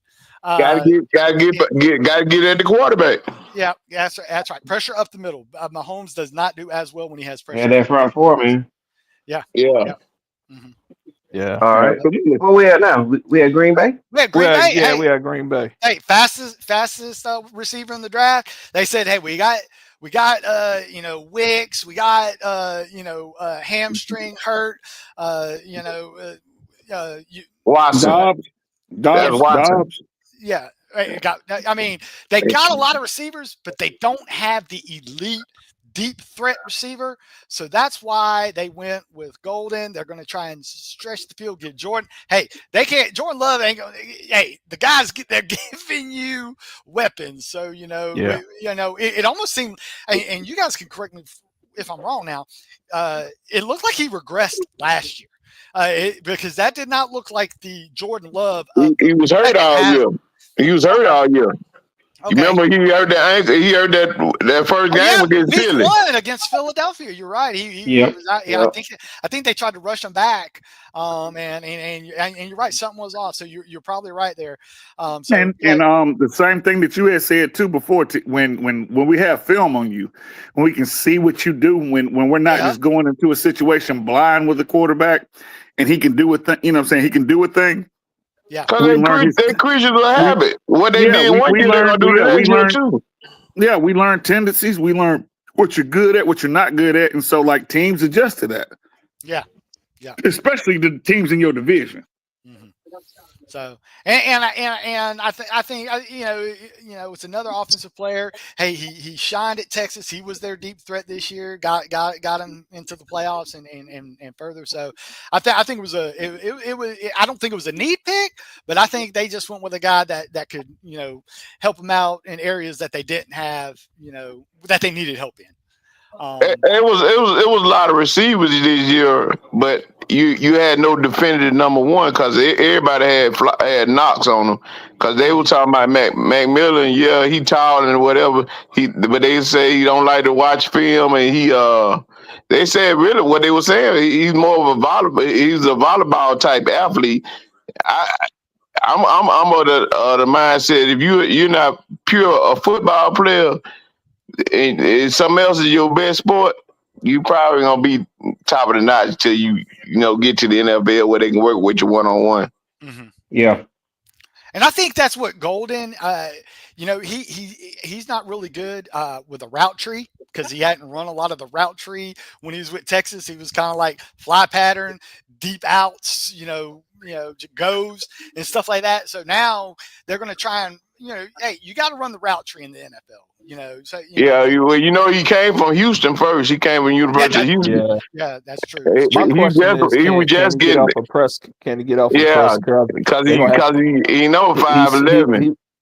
He's a little smaller, so they're gonna have to use him in those gadget roles like they were using number 11. I forgot his name from last year where they have him doing jet sweeps and the orbit motion and all that stuff. To get him, they're gonna have to scheme him open because he's not beating an elite corner one-on-one. I mean, and then a lot of people were saying his speed though is combine speed don't match his tape.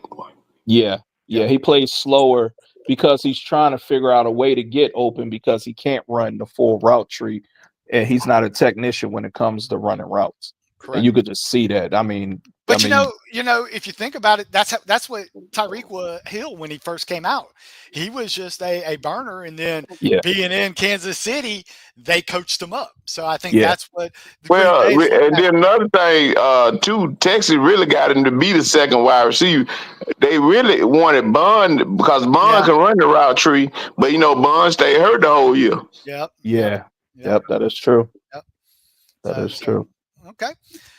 Minnesota went with an interior offensive line. That's what they needed. Sam Darnold saw that when that offensive line started getting decimated, he was seeing ghosts again, folks. In Minnesota those last few weeks when his offensive line was beat up. I think that's really why they're going with JJ because JJ can move. Mm-hmm.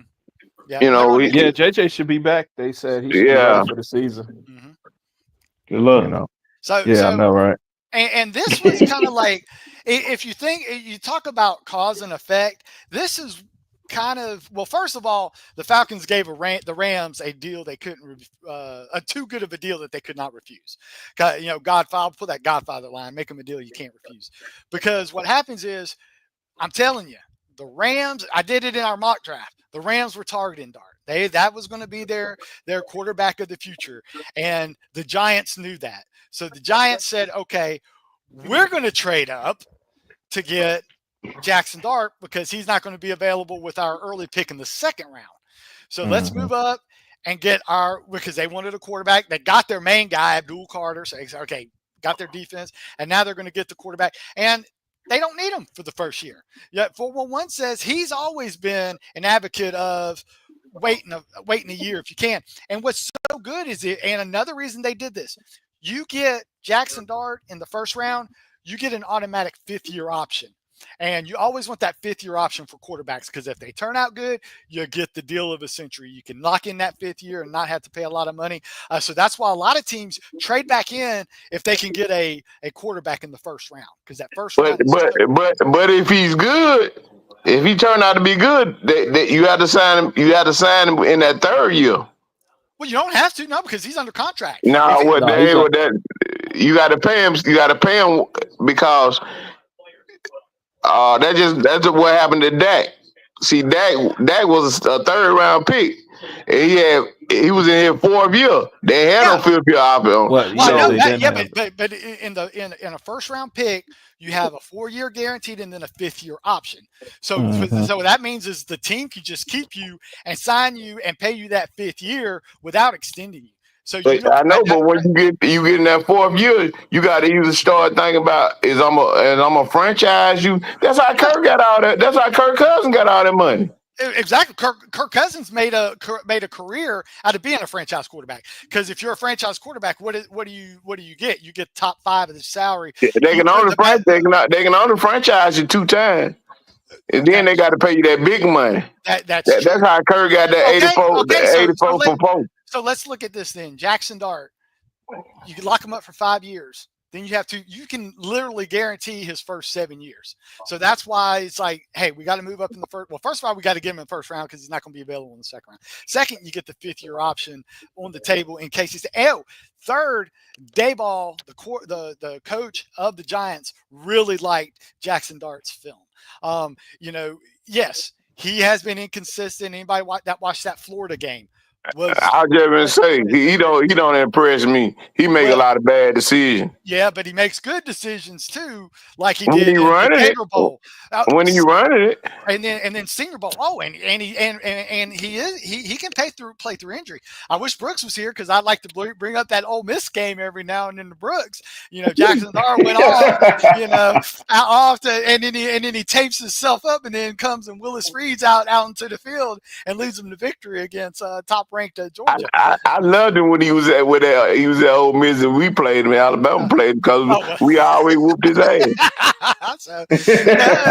Some teams have their numbers, so it is what it is. But hey, Jackson Dart, he like I said, he's got a year. He can sit behind, carry the. He don't even have to be the second quarterback backup. He can be a 3rd string. Let Winston be 2nd string because with Winston, he can like I said, Dart can take the year off and just soak it up. And I think that's going to be real because Dayball knows how to develop quarterbacks. He has a track record of it. And then we already talked about the Pierce thing. Personally, I think it was a little too much for the trade up because I think they could have gotten Mike Green in the second round with their second because they gave up a second round and next year's first round. He ended up going 3rd round, didn't he? No, he went late in the second round to the Ravens, but he was available. He would have been available with the Falcons pick at the time that they had their second round, if they'd have kept their second round pick. But hindsight's 2020. They couldn't have there's no way they could have known that he was going to be there. But I still think that was a little rich for their blood because they are one. If they trade Kirk Cousins, we don't know that because hey, Penix gets hurt or underperforms, they could be a top 10 pick next year. Based on record, and then that just if they don't trade Kirk Cousins. Yeah, well, that's what I'm saying. If they you still could put Cousin in there. That's one reason they might not they might just pay Kirk Cousins and let him be $100 million backup quarterback because they don't want to. They don't want to have a. They got to protect that pick, man. Got to protect, yeah. Because if you think Hal Brooks gonna be on suicide watch if they would have been like this. Like I'm a Saints fan, I lived through the Olave trade. Watch it, and I'll say it once, I'll say it again. Jalen Carter going to the Eagles, he could have been. Cam Jordan's replacement for the well, Saints really, I'm gonna tell you another thing. Really, too, the Falcons messed up the year before because they got Penix, but they know who they really they wanted to draft. That was the boy from Alabama that went to Minnesota. Number 15. He's a linebacker. He was the other rush in on the other side of Will Anderson. Okay. Yeah, he went to Minnesota. Okay. Well, last year. But But Penix was there, so they picked him. Yeah, and a lot of people say a lot of people say though, and I just say I heard from other people it was more of a job security pick, and what I mean by that is a general manager and head coach can say, hey, no matter how, even though we're in a weak division and we don't win the division, we have sights on the future. You can't fire us. You have to give us a chance with Penix. But ain't Penix like 26, 24, 25? He kind of old. He got 2 knee injuries on him. Yeah, he did, and but hey, we'll see. We'll see how it all works out. Personally, it may shake out down the line. He may be a damn good quarterback. I think he is. Yeah. So, okay, and hey, next was Baltimore, classic Baltimore. I mean. Got a guy that can play him in Hamilton's position. Hey, they love playing 3 safety. If you look at them last year, so now you just got one of the top safeties. Hamilton gonna be doing a lot of rushing. He's gonna be coming, and that was, I mean, these guys just and we talked about it briefly. I talked about it briefly, and then they wind up getting Mike Green in the second round. I mean, that's crazy. I mean, Baltimore just has to be smiling ear to ear on that. They got Austin Newsom. I'm glad they're in the AFC. I'm glad they're in the AFC. Yes, yeah, same here. Let Mahomes and Josh Allen have to deal with those guys. Yeah, for real. Yeah. So I wish the Eagles were in the AFC too. I don't. So, you try to mess up our rivalries. We gotta have them. I got you. And then Tyleik Williams, defensive tackle for Ohio State, filled a need for Detroit. Detroit, so many injuries. They were basically defensive injuries is what derailed their playoff hopes. I mean, they were literally calling up guys that hadn't played all year. They had 19 guys on IR. Yeah, IR. I mean, folks, if people are new to the show, those are people that aren't playing for the rest of the year. So that they said, hey, we're going to just get some more help for Hutchinson and folks, and hope we can withstand the injury bug. That killed their defense. Not having Hutchinson. They were a Super Bowl contender. Yeah, 19 injuries, man. Mass unit. Yeah, it was crazy. And then, but the damn outfit was so electrifying. Yep. They mashed it all the way till they got to the playoff. But Buffalo, that Buffalo Detroit game really showed, and I'll even go before the Buffalo game. I'll say the Chicago Bears Detroit Thanksgiving. There you go. That second half showed the chink in the armor. Yeah, people said, guys, we can score on these guys and score quickly. Which game that was that he threw 5 picks and they still won? Houston. Houston. Was the Houston game. And that game exposed them too. Yeah. Well, so that's what I'm saying. They because it's like they have so much, but you can if you rattle Goff up the middle, in the middle, and just stay one score ahead of them, you can just keep scoring, and they're not going to be able to catch up. That's how that Buffalo game was. Later in the season, Buffalo just stayed one score ahead. Yep. Detroit the whole game, and then Goff tried to bring them back, threw a pick late in the game, and it was all she wrote. So, but yeah, definitely the field a line. And I know a friend of the show, Jimmy, Dr. Sachs, big Commanders fan. He said anybody that can help Jane Daniels out, he was all for. So they got the O tackle from Oregon to protect old Jane Daniels, so he won't have to run for his life, all week long. And hey, I know I'm going quickly just because we're getting short on time, but the Buffalo Bills. Hey, Buffalo's Bills. If anybody watched the Buffalo Bills, they needed secondary help. Oh yeah, because there's two things that were exposed. Well, they had injuries too, but even when the guys were kind of they just had no depth at the position. So they said, "Hey, we're going to go against Kansas City and Xavier Worthy, most likely again in the playoffs. Zay Flowers, a dangerous deep threat for Baltimore. We got to have." So they didn't go with a bigger safety like Amos. For Ole Miss, they said we're going to go with speed, so they went with the fastest combine time and Maxwell Harrison Jr. Or Maxwell Harrison. I don't know if he's a junior or not, but I know he's fast. So they said, hey, we're going to get speed, and more speed. So they just basically drafted the fastest cover corner. Oh, and if people watched a lot of SEC games, he can tackle for a corner. He's not the Deion Sanders cornerback. He's not the guy that's just going to fall down if they run a sweep to his side. He'll put his head in there. He'll try to disrupt them. And I really like Hairston and his physicality for being such a small guy. But the guy can just run. And me and Philly, if you were on at the beginning of the show, we were going back and forth. He was pointing history, and I was pointing need. And it was just and it was one of those things that Philly brought it up. Houston was probably on the phone with Kansas City trying to trade up, and and then Kansas City kind of said, well, if we trade that far back with Houston, we might not get, Josh Simmons at offensive tackle. So we'll be the safe route. We'll get a little extra draft capital, move one pick back, and give the Eagles the linebacker they want. That's why a lot of people say why you put it is because you got to play both sides.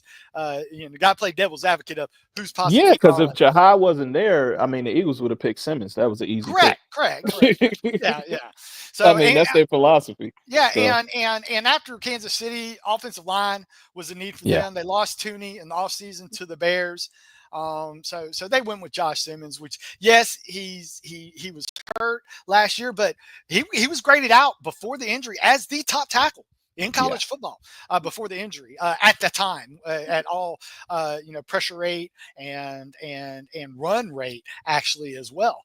He was one of the best run blockers and pass blockers in college football before the injury.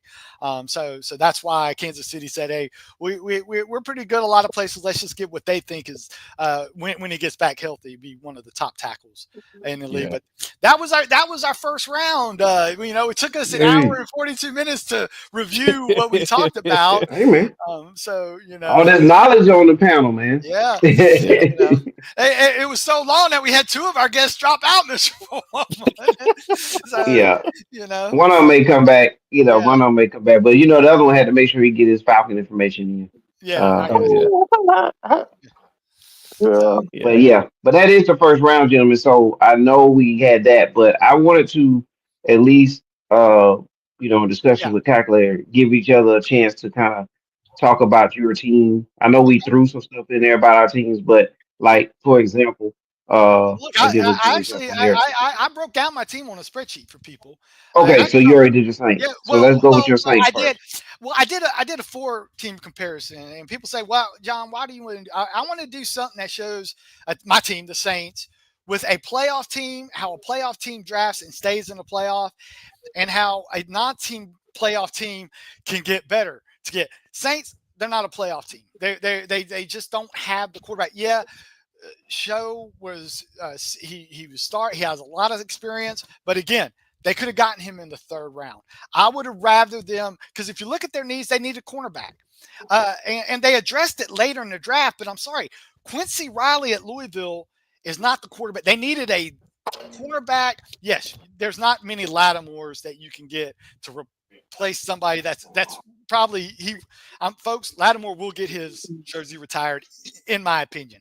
He's one of the best cornerbacks to ever play for in Saints history. But they needed some more help, and they just got it later. Amos, they could have gotten Amos in the second round, and then Show in the third round.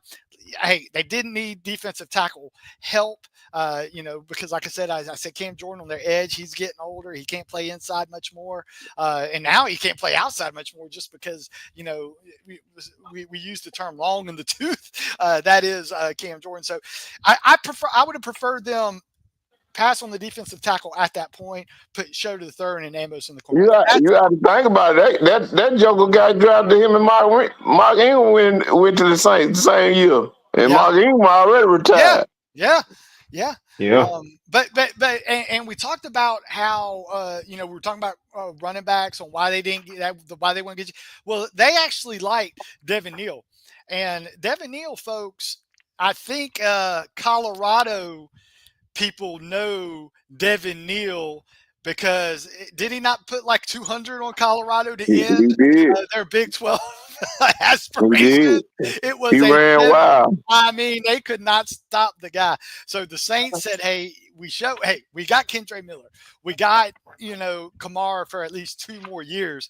Let's get another running back in the running back room." So I like the Devin Neal pick because I watched a lot of Colorado games just because they were a fascinating team to watch. And as Mr. 411 knows, we did have a lot of Colorado games on our CTL podcast that we followed. We sure did to line our purses, so to speak. So, but yeah, but yeah, Devin Neal, come on. But I'm going to show a comparison of a team that's a playoff team and how they will remain. If you look at the Buffalo Bills, I love the draft, and what I say is we know what the problem was: defense, and look what they did. Hairston, cornerback. Yep. South Carolina defensive tackle.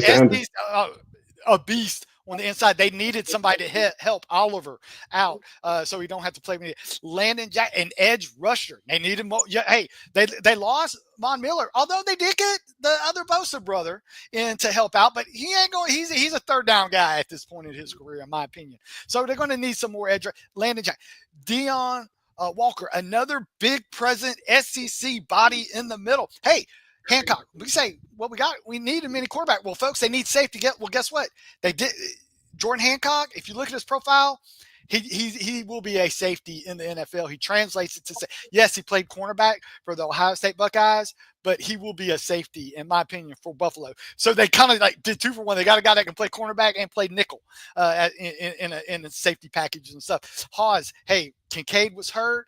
So tight end, in my opinion, wasn't really a need, but Hawes was just he's a 5th round pick, their second 5th round pick. We don't know. Kincaid, we don't know if he's going to be fully recovered. If people watched that AFC game against the Chiefs, what happened? Kincaid dropped the ball. He just wasn't fully healthy. So, Hawes is going to be great for things. I love Dorian Strong, another physical cornerback. They say they went with, speed. So what does Sean McDermott like to do? He likes to play zone. He's a zone dominant type defensive coach. This guy fits zone perfectly. And then more depth on the offensive tackle. So, hey, I think a team like that, and you want to poo-poo their receivers. They said, okay, to shut the people up, we'll get a receiver and see how it works with their last pick. So, but then we're going to go to 2 teams that didn't make the playoffs.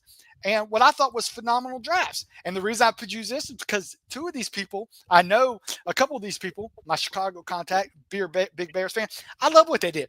I was texting with him over, hey, Loveland, great need. Luthenberger III. Folks, the guy, in my opinion, as far as talent, I thought he was the best talent on the field. He's just kind of gotten his feelings a lot, things weren't going right last year. But if you saw him 2 years ago when Missouri made that top 10 run, we were in top 10, lost like 2 games, SEC, battled Georgia for the SEC West or East title. Luther Burden 3 is going to be a great third receiver for the Bears. If people remember, Odunze last year, they got DJ Moore, so they got plenty of weapons. Caleb Williams, and guess what? We talked about their offensive line.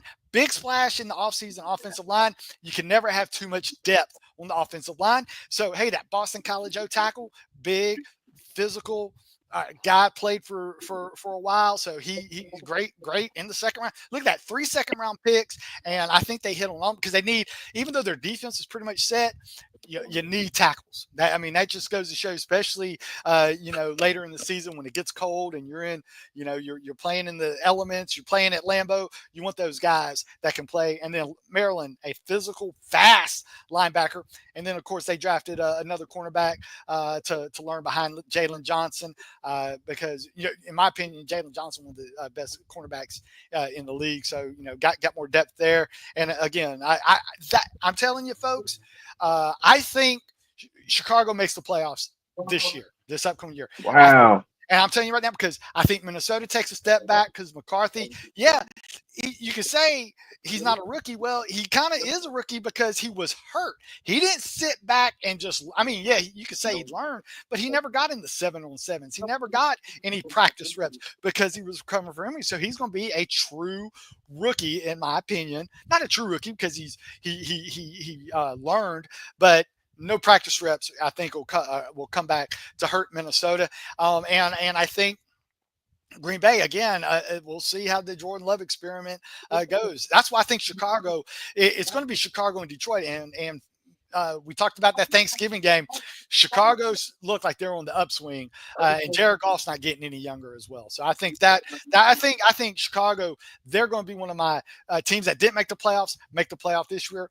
Now, Jets, I don't think they're going to make the playoffs. I'm not going to be that bold. But I like how they protected. They're going to protect Justin Fields. But look at all the needs they needed. They needed O tackle. So what do? They spent a first-round draft pick on them. Love that. They needed wide receiver. Arian Smith out of Georgia. I wish Brooks was here. He could give you a full breakdown on Arian Smith, folks. They needed cornerback, and they got Thomas. They needed a safety, Malachi Moore. Hey, T. Brown, that's your. Hey, can you want to add anything about Malachi Moore in the 4th round? Oh, he's muted. He's on mute. Yeah. Oh, he's on mute. Okay. Yeah. So, right. Well, I also want him to talk about the Cowboys too. So I hope he gets that straightened out. So to our fans, Lacey Dawson, Jim from Jersey, folks, shout out to you guys if you're listening to the show. I liked your draft. I still think Justin Fields isn't quite the answer. I still think you need a little more. I think they need more inside defensive help. I think is what would have really. That's the one thing they couldn't address. But Mason Taylor, I love the tight end pick. You want to talk about genes, Philly Red Zone? You have Jason Taylor as your dad, and I think his mom was Zach Thomas's sister. Wow. So you want to talk about so you want to talk about some NFL genes in here. Jason Taylor, I think, and hey, Justin Fields can build a quarterback. He made Komet relevant for a couple years. So I think, I think they hit it out of the zone with that Mason Taylor pick. I'm actually, folks that play fantasy, I'm in a couple dynasty leagues. I got in, and I'm targeting Mason Taylor as one of my dynasty tight ends. Hopefully, he can make it to me in the early 2nd round in my dynasty. Look at you with the way too early fantasy football. Yeah, no, it's never too early for fantasy. Exactly. And FYI, this is the time you start building your dynasty drafts. I had 2 dynasty teams, and both those drafts May 3rd. Start on May 3rd. So I'll be. That's one of the reasons I love doing this show, Mr. 411. I'm kind of Oh doing my it gosh. to help our listeners out with some entertainment, Yeah. and also to get me ready for my dynasty drafts that are right around the corner. Oh yeah. Okay, you know Yeah, our but I fantasy think football show kicks off the last week of July Yeah. each year. Mhm. But yeah, yeah. go ahead, Philly Red Zone. No, but I was gonna say I like Mason Taylor. He reminds me of the tight end out of that the Cardinals picked up. McBride. His name, yeah, McBride, Yeah. exactly. If he comes from that type of tight end, man, I like Yeah, him. just and I know T Brown knows about Mason Taylor. I think there was a big Damn, game Mason Taylor. they got because they were showing that footage on the drive to Nick Saban when they were doing the Mason Taylor profile. Hey, my granddad always said, "Sunshine on a dog ass every now and then." So Yeah. hey, but while we're talking Oh, about he a that, good tight end though. I think he's a great tight end, and that's exactly what the Jets needed, So hey, but T Brown, we want to hear about your Cowboys. What did you think overall on your Cowboys draft? Oh, we had a pretty good draft, boss. I was just mad we didn't pick up no receiver, but that just Jerry just gonna have to tuck his tail on this and him. My thing is, what I say, he better try to just go ahead and make up with Amari Cooper. Get Dak somebody he already know. You know what I'm saying? Yeah. Them other guys ain't them guys that they fourth and fifth receivers for a reason.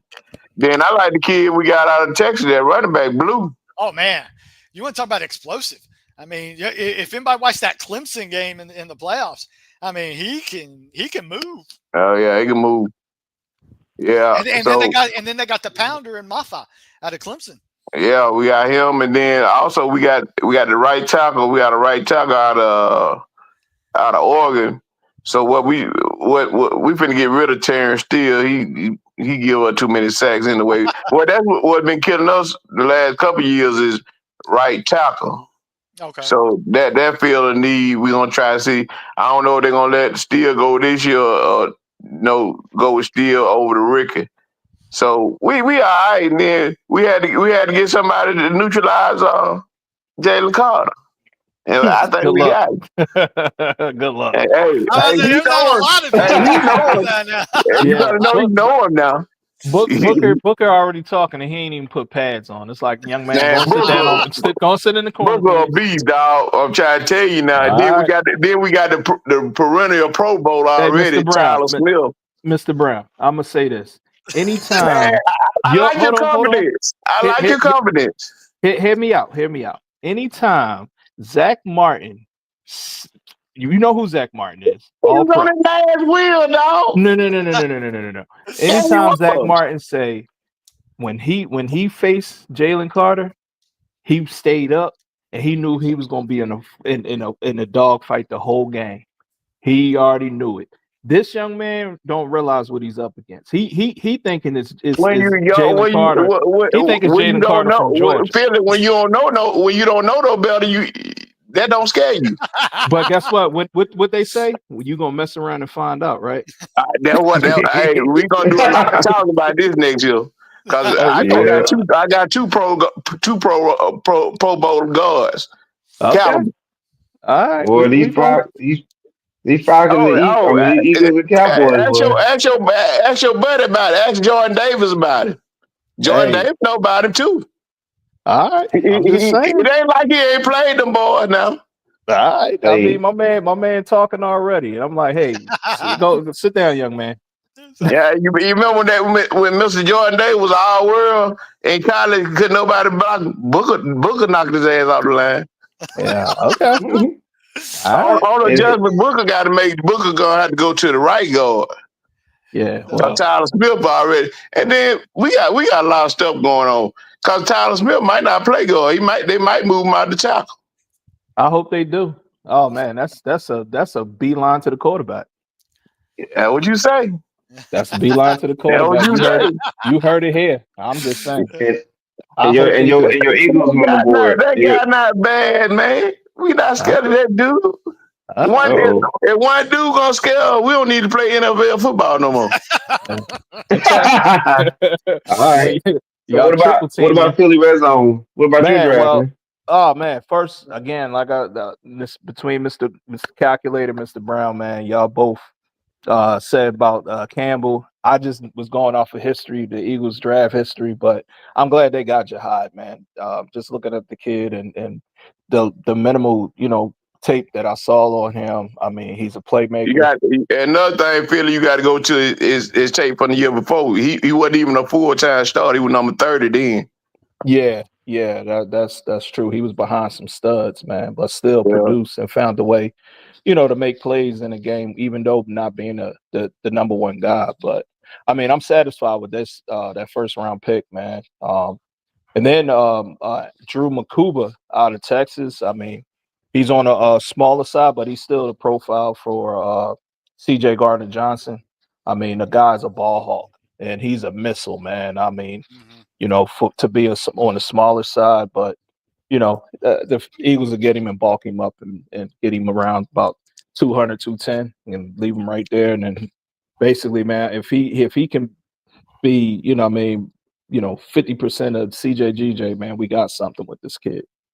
And then my pick that I really like out of all the draft picks is Ty Robinson, man, out of Nebraska. This guy's 6'6", 288, 290. 290, yeah. Yeah, man, this guy's and then he ran what, a 4.8 in the 40-yard dash. He led all defensive tackles and speed, man. His point of contact, violent with his hands. I mean, the guy profile. I think he gonna move Jordan Davis out of there.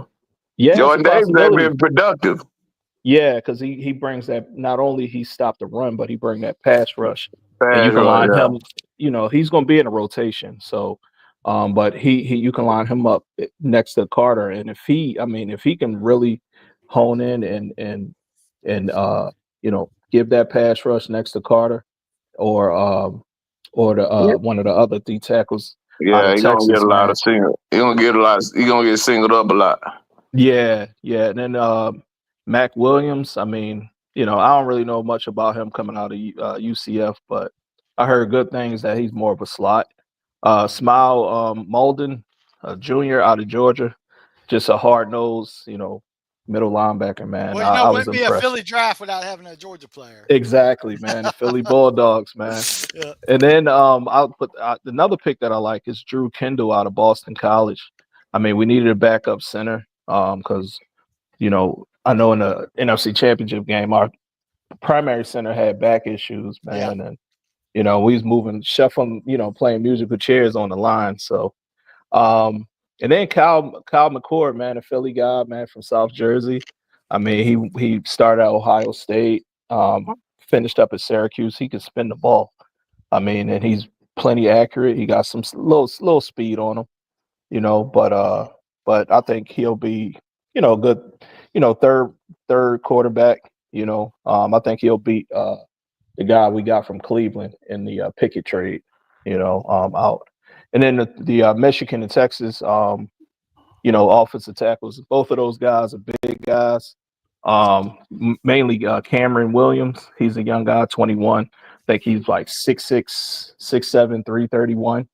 I mean, both of those guys are projects, but you put them in Stoutland University. I mean, they're going to come out smelling like roses. Personally, I think Cameron Williams is going to end up being a big guard for the Eagles. Because Mekhi Becton, who was a former tackle, showed that you can move a big guy and put him in a guard, put him at guard, and give mixed matches against smallish defensive linemen that want to slide inside. And then the last pick, Antoine Powell Ryland. He's a project, 6'2", about 265, but they said he led the ACC and I think the college with about 16 sacks this past season. I mean, if you can just get half of that production, man, in the defense and rotation as a young guy and playing on the elite defense, I mean, Big Fangio is going. Didn't Becton leave as well? Isn't that why they were drafting a lot of interior linemen? Yeah. He went to the got a big Chargers. contract with the Chargers. Yep. Yeah. Yeah. Jim Harbaugh. Hey, we talked about him running the ball. Yes, sir. Yeah. Well, he got him one, man. Yeah. I mean, he can Oh, move. y'all He's a lost road grader. Becton? Yeah. I mean, Yeah. it's fine. We got the best offensive line coach in the league, so it's just revolving door. He's proven that. Ain't no doubt about that. Yeah. It's like, goodness gracious. So because I mean, Becton was, that was high draft capital to the Jets, but he was average at best. Of course, now a lot of that was injuries. But that's what's crazy. But then he goes to Philadelphia and he stays on the field the whole time. It's like New York said, we just tried to get a few games out of you, man. We couldn't get it, But he's over there road grading for the all the way to the Super Bowl. Yeah, I mean, when you don't have to hold your block for 8 seconds, I mean, you got Saquon, and he threw the line in 1.5. I mean, your little crease and he can go. So. Yep. But overall, man, y'all had one player, the best player, and y'all did what y'all was supposed to do. Yeah. I mean, y'all was already winning 10 and 11 games, 12 games a year. You got one guy to push you over the edge. And like I say, I mean, but that happens though. Yeah. You know what I'm saying? Some players that made for certain teams. They're just like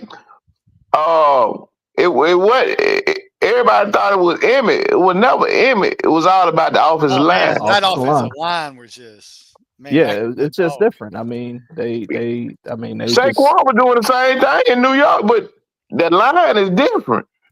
Yeah, well, Saquon was fighting 5 people in the backfield. Philly line, Marlotta and Becton. Becton was a big pickup.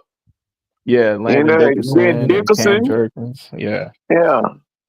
So I mean, and then you got the former quarterback out there, 300-something pounds, big Lane. Lane Johnson. Yeah, old man Lane. But yeah, man. Wasn't that an Andy Reid draft pick?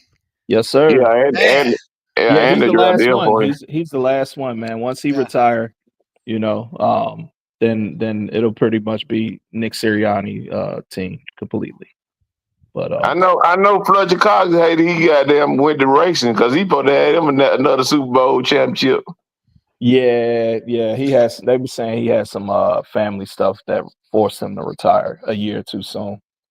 But overall, man, once the Eagle, always him doing the racing car, dog. Yeah. But overall, man, I love the Eagles draft, man. I give them an A, for their draft, man. All right, well, good. Hey, so that leads us to my team, Seattle. We talked about the first round pick, versatile position. He plays all 5. But I want to get you all's thoughts on the next 3 picks that Seattle had. Mm-hmm. The safety for South Carolina.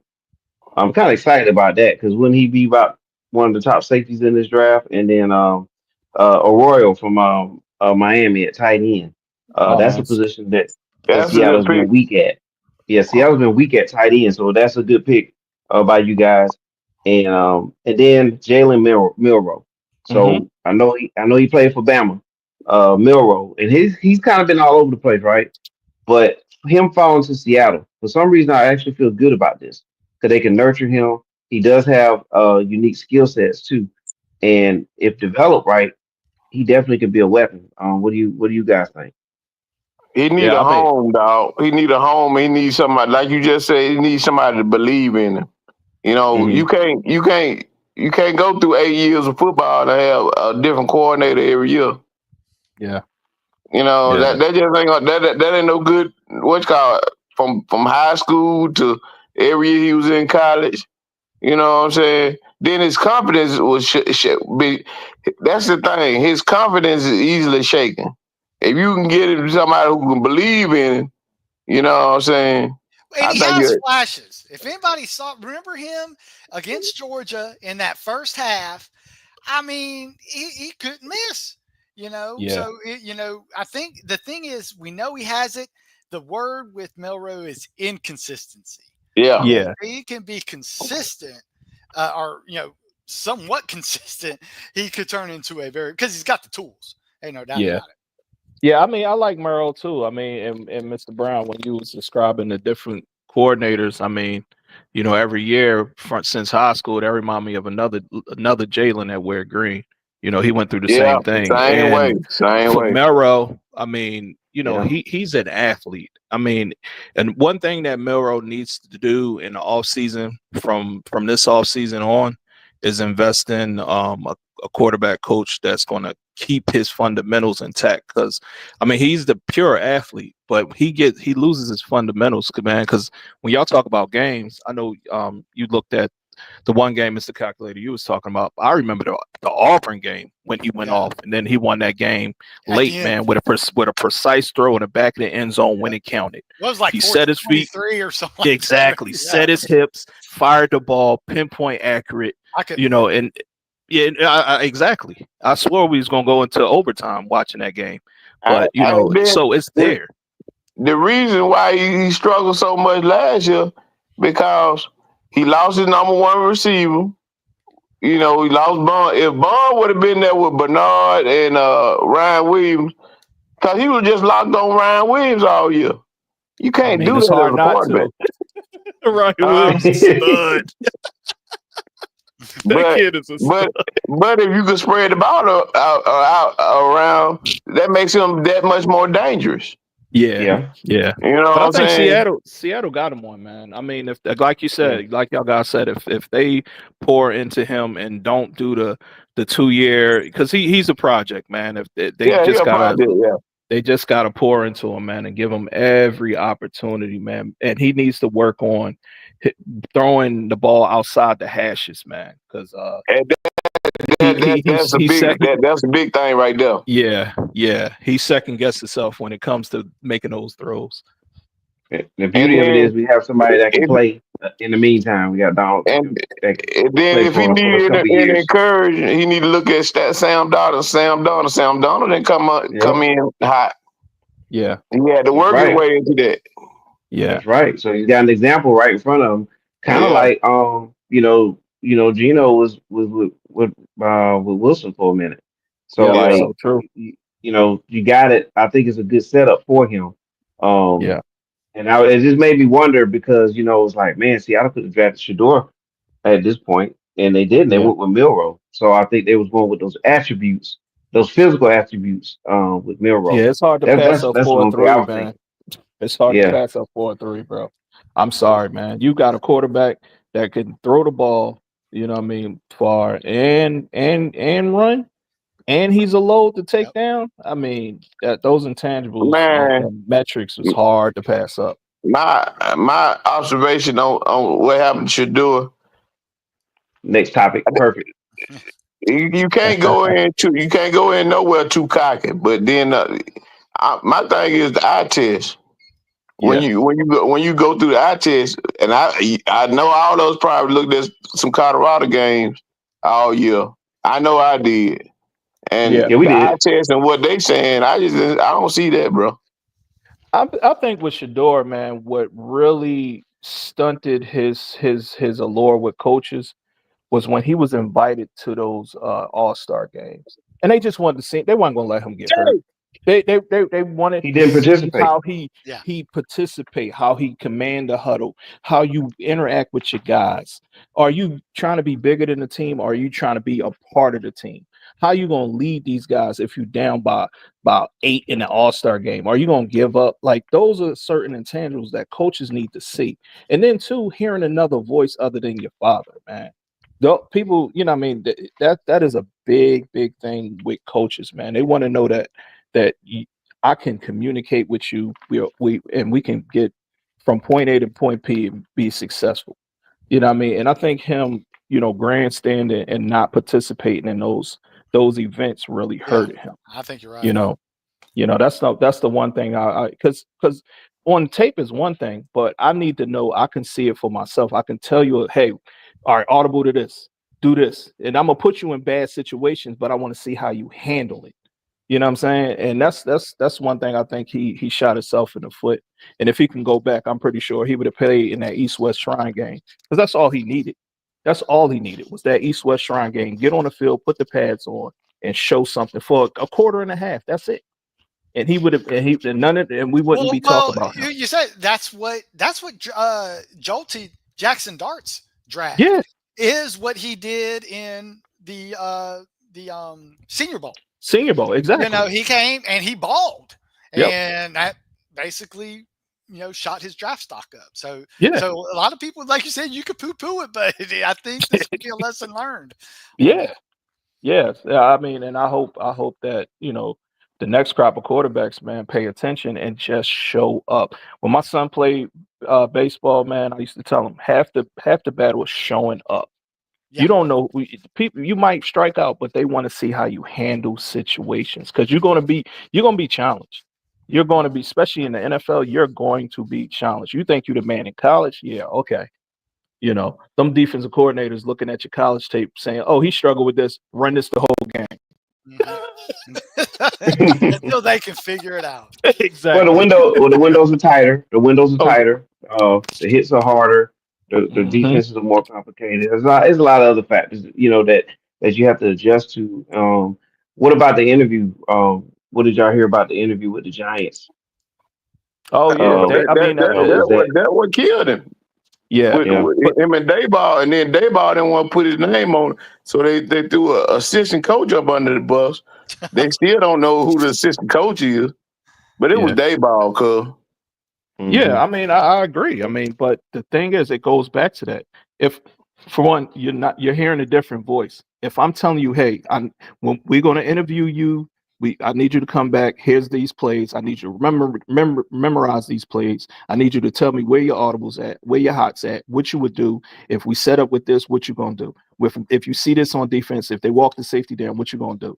You know what I mean? And all the stuff is happening fast. You can't look to the sideline at your daddy and all his friends, and they coaching you through it. That was the main problem too, because his daddy, because they said Dayball corrected him and he didn't like that. And see, that's the same thing Cam Newton had been saying. He said, "What's gonna happen when somebody challenges your door and Dion's not over there?" Exactly. Cam Newton said that shit. No, and it's a true statement, man. That's why I said it was important for him to go to those all-star games, to hear different voices, to be a part of a team. Because that locker room, man, you can win and lose a season in the locker room, and that's where it starts. If you think you bigger than the team because of your last name, you showing up with all this jewelry and all, and you think you bringing Colorado to the Giants or the Browns or whatever, you're gonna be humbled real quick. Those older guys, they ain't having that, and they're gonna say your daddy ain't here to protect you. I'm gonna tell you, another one gonna have some problems out that field. They got that damn Travis Hunter.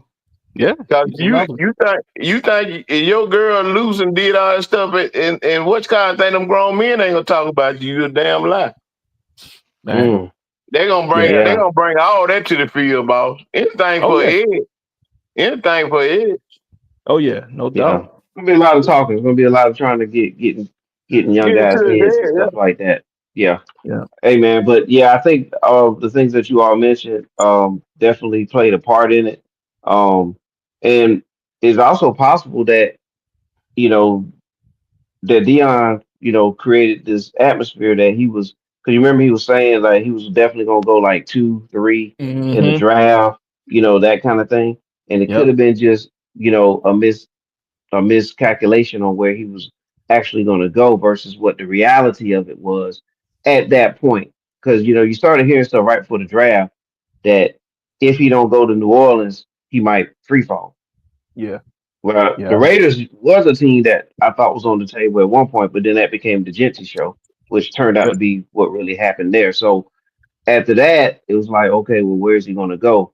So maybe it was a miscalculation in there too. But then when you add the fact that, because I think the Giants might have considered taking him if the interview process went a certain way. Yeah. So I think it's a back and forth right there where it's some stuff on his end that could have been done better versus what the NFL is looking for, and that's the combination of the fall. And then I do think the owners were like, hey, let's stay away from this guy. Let's stay away from this guy at that point. So it's some of all of that, but it's not Well, just one side. It's I not don't. just one Well, I'm not going side's to say. fault or one person's fault, right? I'm not going to say it's Yeah. the owners for that, because from what I heard, the Mm-hmm. owners for Cleveland wanted Sanders, and then the coaching staff wanted Gabriel. Yeah. Okay, so what they did is the coaching staff said, okay, if we draft Dylan Gabriel, the owner will go back in the press box and leave us alone. So that's why Yeah. they said they drafted Gabriel, so that they wouldn't have to worry about Sanders, because the coaching staff said they didn't want Sanders. But then the owner said, okay, y'all have done enough. They said the owner actually made that pick. Yeah. Hey, It, then it what's was called? owners. But that's by What? round 5, right? By round, Yeah.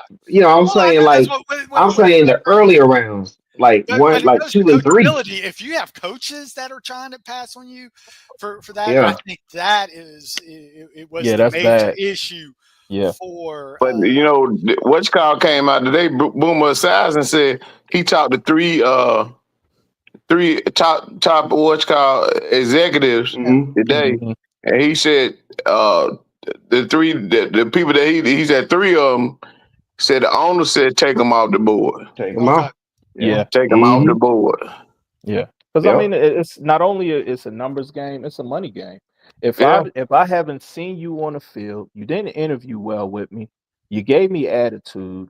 he Their didn't scouts, interview with everybody. He didn't interview with a lot of people though. He had his select team that he wanted to interview with. but that's what I'm saying. You didn't interview, so you think you trying to dictate where you're You locked going. in. Yeah. You So supposed to you be hedged your bet.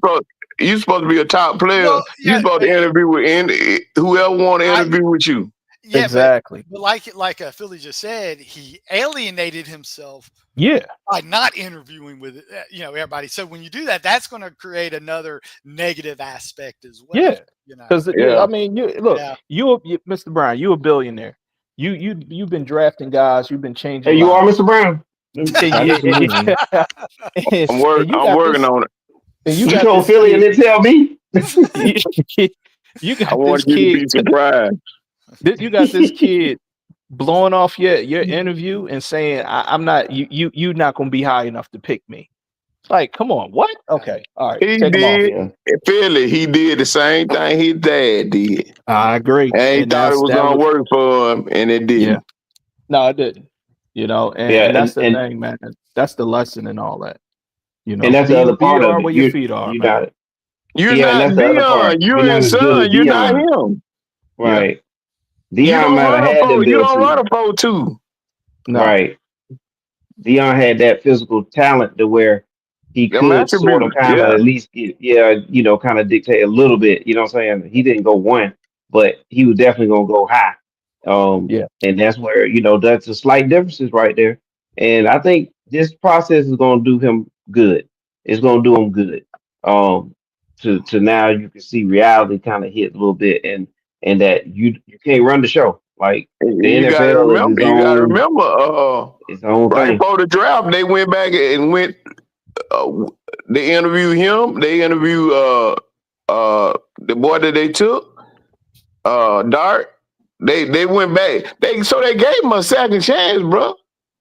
Mm. They gave him a second chance, second loop, and that's where he met. He really blew. I think he really kind of like, I ain't got to do this. Yeah, Yeah. I yes, mean, you that's the do. arrogance. That's the arrogance, man. I And the look. thing I would is, love to hear. I would love to hear this interview. I'm pretty sure it's gonna come. It's gonna come out. You It's gonna already know. come. It's got to come It's out. gonna come out. That's It's just gonna like come what out. we was talking about the other night when we was talking about that collusion thing. Yeah. yeah. When we was talking about the NFL, that's how they caught the defensive coordinator's son. Uh, that's how they got the number. They knew who did it because Yeah. everything is taped. They gave that man an iPad with the phone numbers on there. They knew Mhm. where it came from, bro. Right. Yeah. Yeah. But Wow. I mean, again, man, I hope he learned from this. And then now the thing is, you got to survive the NFL locker room. You're a 5th-round pick. You came with all this hype. Now you got veterans saying, let's see what the hype is all about. Now you got these defense coordinators. They're going to expose him. They're going to throw him looks that he never seen before, because Boise State and Utah State and Colorado State didn't run these types of, press man and zone dogs and all these exotic blitzes and A gap blitzes and all that B gap C gap. They're gonna confuse him and see how he handles stuff. And the first sign of attitude or non-fight, you a 5th round pick. Guess what? Get out. Now you're a free agent. Figure it out. And then guess what? Then all the mess gonna come out and say, hey, he did this, this why. So I hope he show up, man, and I hope he be a sponge and he be humble. He leave all that primetime legendary bull crap in Texas and don't take it to Cleveland, because that's not gonna fly, man. But you still got to think they got a fucking idiot as an owner. Jimmy Haslam. He's a fucking idiot. I get it. But he went through Johnny Manziel stuff, so hopefully he learned something. Cut it off if it ain't going right. Yeah, but he got $230 million that say he don't. With Deshaun Watson, $230 million guarantee say he don't. Hey man, that was a bad scratch off. Yeah. Send Baker Mayfield packing and sign Deshaun Watson's like. I know. Oh, I know. Who's coming out this quarterback battle then with Flacco and Sanders and Gabriel? Flacco will start. Flacco's the guy. Just for the veteran president, and then they're going to let the 2 rookies battle it out, see who progresses over who, and then go from there. So they down for 2? This is what I think. No, this is what I'm gonna give y'all this nugget right here. They did. I think Shador could start, but he gonna have to have a flawless camp. They really don't want to have Joe Flacco out there. He too old, man. Hey, well, now Joe Flacco brought him to the playoffs 2 years ago. I mean, that was 2 years ago. Did you see him last year? He was like garbage in Indianapolis. Well, he probably said, man, Cleveland had better receivers than these guys in Indianapolis. Shit, no, they don't, man. You got Pittman, Pittman and Pierce. Indianapolis got some go-getters now. Flacco made Amari Cooper relevant still, man. He was throwing that. I'll never forget that because Amari Cooper put me out of the fantasy playoffs. So yeah, I'm still a little salty about that. Yeah, how about that? But Flacco have the advantage because he's been in the NFL. He knows how to read defenses. He know when that back foot hit the dirt, get it out. With Shador, if you look at his tape, he pats the ball and he want to do that pirouette, and if he get pressure in his face, he runs backwards. Versus they already said a lot of defensive players will report. Somebody. Hello. I'm here. Mr. Brown cut out. But that was my bad. Okay. A lot of the defensive players already been saying that about him patting the ball, but dog, Tom Brady done patted the ball. I don't think that's an issue. Okay, I mean, look, you talking about a goat, and then you talking about a puppy right now. That patting the ball. More the issue. There's a lot of quarterbacks patting the ball. When I played in college, bigger issue gonna be we probably had about 7 quarterbacks, and all of them patted the ball. You know what I'm saying? Well, trying to extend the play is gonna be the thing right now. All that running around ain't gonna go. Yeah, right. That luxury is gonna be out the door at this point. All that running around, you gonna have to throw the ball away. You gonna have to learn how to throw the ball away. Yeah, well, and protect the ball. Because I mean, on those out routes, that ball kind of stay hung in the air when he throws those. Man, I watched the Nebraska-Colorado game, and he threw a pick 6 right to the darn. The receiver was open, but he didn't have enough zip on the ball. And the cornerback just snatched it and ran pick 6. I mean, that's not gonna fly, man. I watched that play too, and guess I watched it about 7 times. Know what he did? He got it in the pocket. He patted. He did pat the ball, but he never looked out. That was a release by safety valve. He never looked out there and checked the cornerback. Cornerback was sitting out there with the guy. But that come with maturity. You know, Yeah. because all of them do that. They'll throw it out there late. I don't give a damn. If you got a rocket on, you throw it out there late, you gonna get that shit picked. Oh yeah, no doubt, man. Especially in the NFL. Yeah, And So do you I guys ain't say make they no were? excuse for them, but I saw when you said that about the Nebraska day, I was gonna bring that up. yeah. Yeah. Did y'all say that they're battling Gabriel and Sam's going to battle for the backup position or the third position? Because Third. they said the backup because they said that they gonna probably end up what's called them gonna battle for. They said Flacco and Pickett gonna battle for the starting job. And they said So, it really wouldn't do them no good to keep Flacco and Pickett. You know what I'm saying? So yeah. them younger guys, one of them going to the practice squad. Yeah, Okay. Either neither one of them gonna survive the practice squad. Somebody will sign them off for there. I mean, they neither one of them gonna be able to stay on the practice squad. and know who I think it'll be? It'll be down Pittsburgh, lunching, lingering around trying to get some straps. Cause ain't no way I'm waiting on no Aaron Rodgers, 41-year-old. You don't never know what that man gonna do anyway. Yeah, exactly. So Well, did they get Will Howard? They got they Will got Will Howard. Howard. Yep. So, Yeah. That Oh old well. Will. All right. Yep.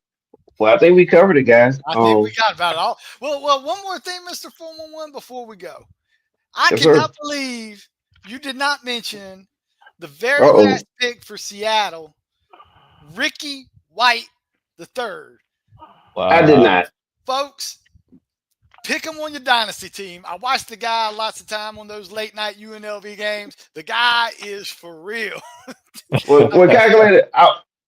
I do know that he was targeted like 135 times. Right. He was targeted a lot, and he had a couple games like I think he had like 100 yards receiving, maybe 4 or 5 times.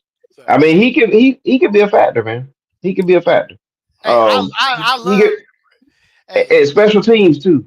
He yep. could even come in as special teams and be a factor too. He was Mountain West Special Teams Player of the Year in 2024, Y- Mr. 411. Yes, sir. Yes, sir. Good pick. Hey, by the way, I like Horton. You remember? Horton, Colorado State. Yeah. Oh yeah, We yeah. talked Horton. about. Yeah. Oh, He that had a boy gonna major be. game. I think he got a chance to make the NFL roster. Cause He's gonna make Seattle's roster. They got him with the 5th round pick, and Yeah. he'll be a factor in some sort of way. I just kind of remember the game that stuck out against Colorado where he had a monster game against Yes.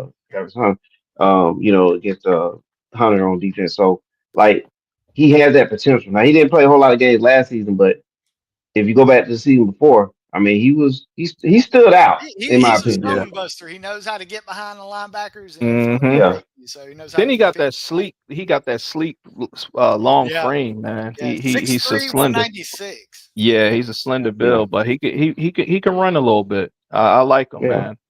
I like Yeah, him. so it's some good picks. Seattle made some good picks, man. Especially the first 5, 4 to 5 picks. And Yeah. just Yeah, one y'all more, did since, good. since you bring it, That safety is awesome out Oh of yeah, yes, South Carolina. yeah. that's South Carolina.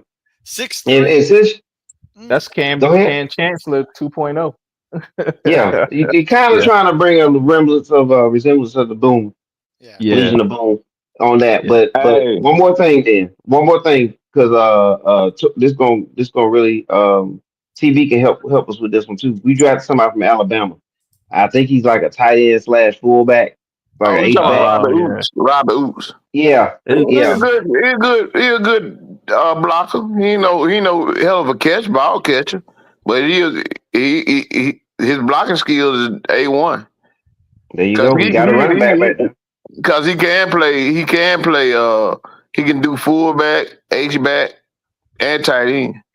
So he's Yeah, and I love versatile. players like that. Yeah, I love see yeah, again going back to versatility, like off that offensive line we drafted in the 1st round. So I like that, and I like fullbacks too. I mean, I wish every team had a fullback.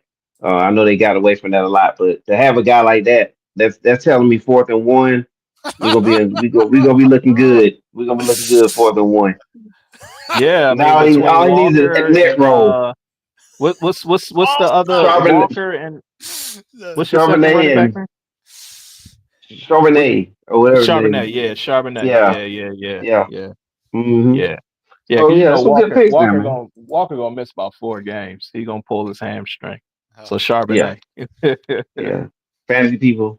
Yeah. Remember that when Hey, you the reason why Walker stay hurt, he rushed so damn hard. He run Yeah. hard as hell. Yep. Yeah. And then Okay. he ain't no All right. big guy. Nah. Yep. That's why we drafted Genty in the mock draft. But anyway. All right, guys. But yeah, any other closing remarks? Hey man, it was a good show, man. Yeah. As always, it was a pleasure, Yeah, guys. okay. A combination of history lessons and Yeah. Yeah, current man. feelings and stuff like that. So yeah, definitely Oh appreciate yeah. We got the rivalries too, man. The Eagles and I the like East talking to Cowboys. guys who know about ball. You know what I'm saying? As long as you know about ball, I can talk with you all night. Yes, sir. And you did. And you did. All night. But yeah, so I appreciate it, man. And again, we do this, we take our time on these because we do this annually, right? We do Yep. the draft and then the review. So man, appreciate y'all hanging in there like that. And very informational. Gotta love it. Yep. All right. All right, Okay, then. guys, Well, we y'all out be of here. good, man. All right, man. All Y'all have a right, good one. everybody have a good one. See All ya. right. Good night, everybody. Good night. All right. Good night.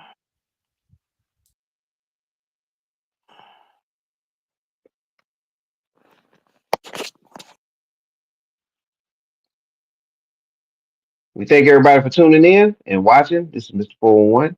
We are out of here.